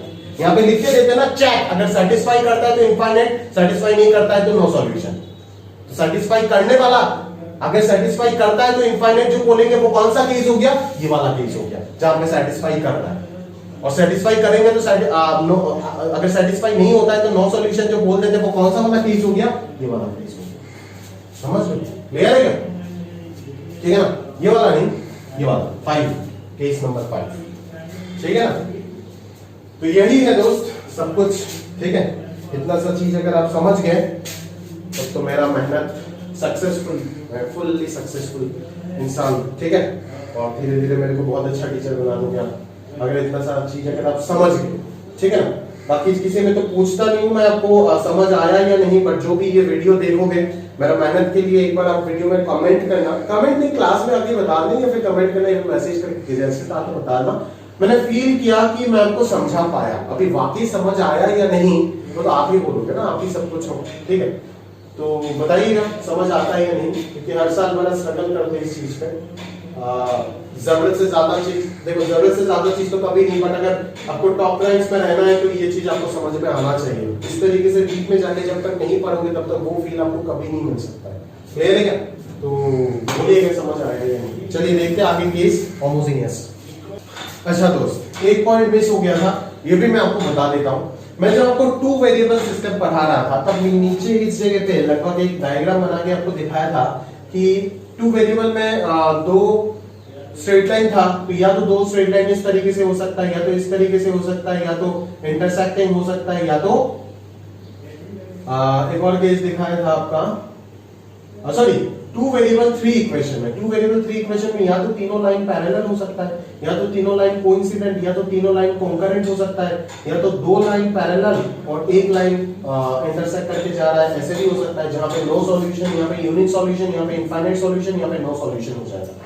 और दो केसेस हो सकता है, यानी इसको देख करके मुझे याद आया, और दो केसेस हो सकता है ना, अगर आप ऐसे समझोगे कि मान लो दो कोइंसिडेंट हो गया और एक पैरेलल हो गया, डिसजॉइंट पैरेलल हो गया, ये भी एक पॉसिबल केस हो सकता है। और अगर मैं एक और केस देखूं तो एक और केस आप इस तरीके से देख सकते हो कि मान लो मान लो ऐसे भी हो सकता है कि दो कोइंसिडेंट पैरेलल और एक इंटरसेक्ट करके जा रहा है, तो इस केस में भी तो यूनिक सॉल्यूशन आएगा ना। दो कोइंसिडेंट लाइन मतलब एक ही लाइन और एक और लाइन, यूनिक सॉल्यूशन आएगा, बट इस केस में नो सॉल्यूशन हो जाएगा। तो ये दो चीज भी आप ऐड कर लेना अपने नोट्स में, ठीक है क्या। और अगर मुद्दे का चीज में बात करूं तो आप समझ जाओगे कि इस केस में जो नो सॉल्यूशन हो रहा है, मतलब ये वाला जो केस मैंने आपको बताया था कि डेल्टा डेल्टा 1 डेल्टा 2 0, तो इस केस में हम लोग उधर क्या कर रहे थे, हम लोग ये पढ़ रहे थे a1/a2 = b1/b2 = c1/c2, ठीक है। हम लोग ये पढ़ रहे थे, इसके अंदर में हम बोल रहे थे कि इनफाइनाइट सॉल्यूशन होगा, क्योंकि डेल्टा डेल्टा 1 डेल्टा 2 0 करके यही मिलेगा आपको, ठीक है ना, करके देख लेना यही मिलेगा। तो अगर इस केस में अंदर में हम बोलते हैं कि इनफाइनाइट सॉल्यूशन ही होगा, ठीक है, तो बिल्कुल सही है। बट ये जो इनकंसिस्टेंट वाला चीज था उस पैटर्न में घुस जाएगा ये नो सॉल्यूशन वाला केस, समझ रहे हो ना, और ये यूनिक सॉल्यूशन वाला केस घुस जाएगा a1/a2 ≠ b1/b2 वाला केस। बस वही चीज मैं आपको डिस्कस करके दे रहा हूं, है ना। तो समझना आप इस चीज को अच्छे से, क्लियर है क्या, समझ हो दोस्त मेरे बात, ठीक है। अभी अपन एक और चीज में बात करते हैं, जरा ध्यान से देखिएगा। हाँ, एक और डाउट मैं आपको क्रिएट करके दे रहा हूं जो बच्चे मेरे को पूछे हैं, कुछ ही बच्चे मेरे को पूछे जिंदगी में, ठीक है। तो मैं आपको बताता हूं क्या डाउट है। वो बोलते हैं सर इतना सब कुछ आपने समझा दी वो तो ठीक है, और फिर आपने ये भी बोले कि दो प्लेन एक लाइन में हमेशा इंटरसेक्ट करता है, ठीक है, तो तीन प्लेन भी एक लाइन में इंटरसेक्ट करेगा अगर करना है तो, तब तो प्लेन्स के केस में, दैट इज 3 वेरिएबल सिस्टम के केस में हमेशा यूनिक सॉल्यूशन ही आएगा, सॉरी इनफाइनाइट सॉल्यूशन ही आएगा। तो ये यूनिक के सॉल्यूशन कैसे आ रहा है, ये थोड़ा समझा के दो। क्या तीन प्लेन हमेशा एक लाइन में ही इंटरसेक्ट करेगा? अगर यूनिक सॉल्यूशन आ रहा है तब तो एक पॉइंट में इंटरसेक्ट करना पड़ेगा तीनों प्लेन को, क्या वो हो सकता है या नहीं? और अगर हो सकता है वो कौन सा अरेंजमेंट होगा तीनों प्लेन्स का ताकि वो एक पॉइंट में कट करेगा, ठीक है। तो ये आपका डाउट आप मेरे को पूछोगे या नहीं, नहीं पता, क्लास में होता तो डिस्कस करते हैं आपके साथ, बट अभी आप दूर हो तो मैं आपको डाउट क्रिएट करके दे दिया मैंने। आप जब मेरे साथ डिस्कशन में रहोगे तब मेरे को इस चीज का आप जवाब दीजिएगा, क्लियर है। चलिए अगला पार्ट देखते हैं, होमोजेनियस सिस्टम। तो चलिए अभी आखिरी पार्ट देख लेते हैं इस टॉपिक का, होमोजेनियस सिस्टम ऑफ इक्वेशन, ठीक है ना। तो मैंने आपको बोला था कि होमोजेनियस सिस्टम ऑफ इक्वेशन अगर होता है तो क्या होगा, कांस्टेंट पार्ट्स जो है वो पूरा पूरा वैनिश हो जाएंगे। जैसे इस टाइप का सिस्टम या फिर इस टाइप का सिस्टम 2 वेरिएबल और 3 वेरिएबल, इसको अपन होमोजेनियस बोल सकते हैं, क्लियर है। अभी यहाँ पे एक चीज तो क्लियरली आपको दिख रहा है, क्लियरली दिख रहा है कि x y z अगर 0 0 0 रख दो तो ये सेटिस्फाई कर रहा है दोनों जगह पे। मतलब क्या हो गया कि x = 0 y = 0 z = 0, ये कंफर्म होमोजेनियस सिस्टम का एक सॉल्यूशन तो होगा ही होगा, ठीक है ना। तो 0 0 0 जो है ये तो होमोजेनियस का एक सॉल्यूशन कंफर्म है ही है। इसका मतलब क्या है कि होमोजेनियस सिस्टम में एटलीस्ट एक सॉल्यूशन तो एग्जिस्ट करेगा ही करेगा। मतलब there will be no case of inconsistent system और नो सॉल्यूशन। मतलब होमोजेनियस सिस्टम हमेशा कंसिस्टेंट होगा और एटलीस्ट उसका एक सॉल्यूशन तो एग्जिस्ट करेगा ही करेगा, और वो होगा आपका ट्रायंगल सॉल्यूशन जो 0 0 0 वाला सॉल्यूशन है, ठीक है। तो आप क्लियरली यहां से देख सकते हो, अगर मैं डेल्टा डेल्टा 1 डेल्टा 2 डेल्टा 3 ये सब निकालने चाहूं तो डेल्टा 1 डेल्टा 2 डेल्टा 3 जब भी निकालने चाहूंगा तो एक कॉलम का कोई भी एक कॉलम जो आप रिप्लेस करोगे d1 d2 d3 से, क्योंकि यहाँ पे d1 d2 d3 0 है, तो ये डेल्टा 1 डेल्टा 2 डेल्टा 3 एक कॉलम 0 होने की वजह से पूरा पूरा डिटरमिनेंट 0 हो जाएगा। तो होमोजेनियस सिस्टम में ये चीज तो हमेशा कंफर्म है और ये चीज भी हमेशा कंफर्म है। ये चीज आपको आराम से अभी समझ आता होगा। डिसाइडिंग फैक्टर हो जाएगा delta, delta that is a1 a2 a3 b1 b2 b3 c1 c2 c3 का डिटरमिनेंट। अभी ये डेल्टा अगर नॉन जीरो हो गया मतलब क्या कि x का वैल्यू क्या हो जाएगा डेल्टा 1 डेल्टा, y का वैल्यू क्या हो जाएगा डेल्टा 2 डेल्टा क्रेमर्स रूल से, और ये डेल्टा 3 डेल्टा। अगर denominator non zero numerator zero है तब तो कंफर्म है कि आंसर 0 0 0 ही आएगा, तीनों के तीनों जीरो हो जाएगा। और उस केस में मैं क्या बोलूंगा कि सिस्टम कंसिस्टेंट तो होगा ही, हमेशा कंसिस्टेंट है और यूनिक सॉल्यूशन आएगा, ठीक है ना। कंसिस्टेंट तो हमेशा है, नो सॉल्यूशन तो चांस ही नहीं है इनकंसिस्टेंट का, तो या तो यूनिक या तो इनफाइनाइट होगा।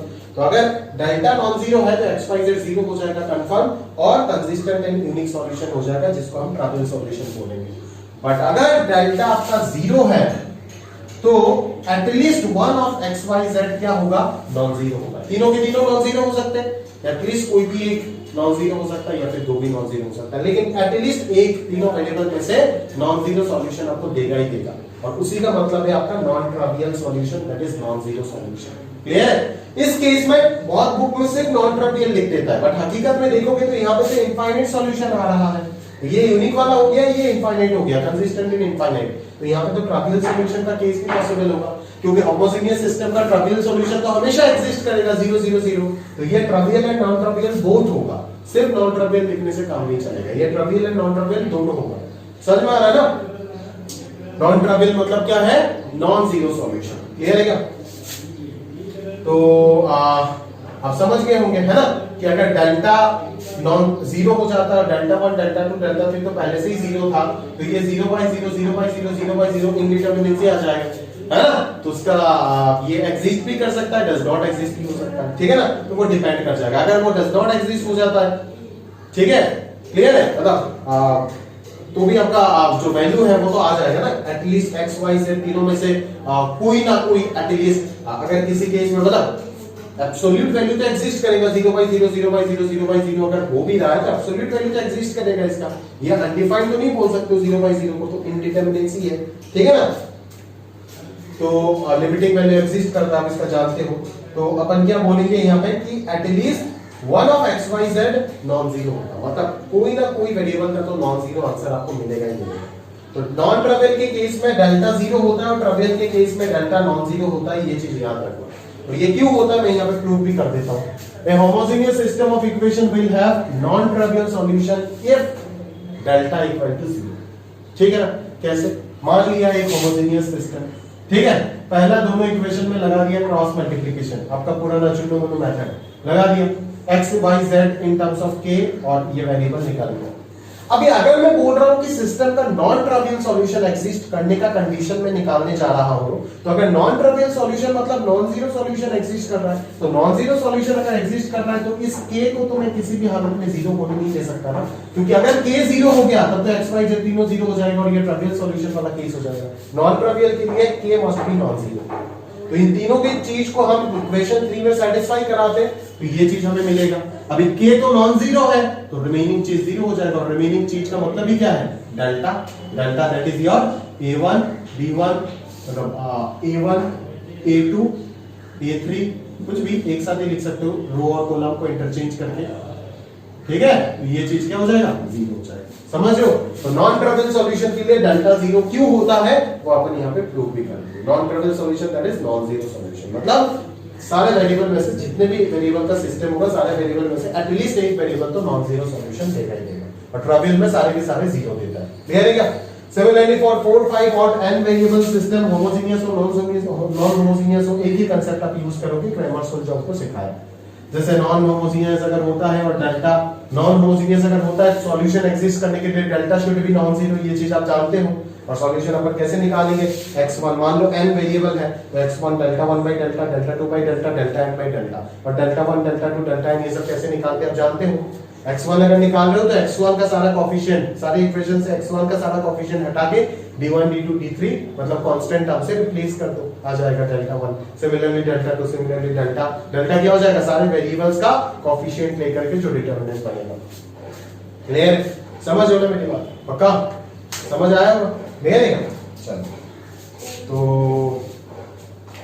इस केस में जो डेल्टा है, अब समझना यहाँ पे जितने इक्वेशंस होंगे उतने भी वेरिएबल होंगे, तभी तो जाकर के नंबर ऑफ रोज और नंबर ऑफ कॉलम सेम आएगा, नहीं तो आप डिटरमिनेंट कैसे बनाओगे? जैसे 2 वेरिएबल 3 इक्वेशन वाला केस पढ़ रहे थे ना, उधर तो कोई डिटरमिनेंट हमने तीनों में ऐसा कुछ बनाया नहीं ना, हम ऊपर का दोनों को एनालाइज करके तीसरे वाले के साथ रिलेट किए, ठीक है? बट ऐसा कोई डेल्टा तो डिफाइन नहीं किया जो तीनों में एग्जिस्ट कर रहा है, ऐसा a1 b1 है ना, फिर a2 b2, फिर a3 b3, ये तो कोई डिटरमिनेंट हो ही नहीं सकता है, ये सब तो मैंने कुछ बनाया ही नहीं, ठीक है ना? तो डेल्टा तभी बनेगा जब नंबर ऑफ रोज और कॉलम सेम होगा, दैट इज, इसका मतलब क्या है? नंबर ऑफ रोज और कॉलम कब सेम आएगा? जब नंबर ऑफ इक्वेशंस और नंबर ऑफ वेरिएबल्स बराबर होंगे। क्लियर है? उससे ज्यादा अगर होता है तो वो क्या हो सकता है? मैंने एक केस आपको दिखाया भी था शुरुआत में। क्लियर है क्या?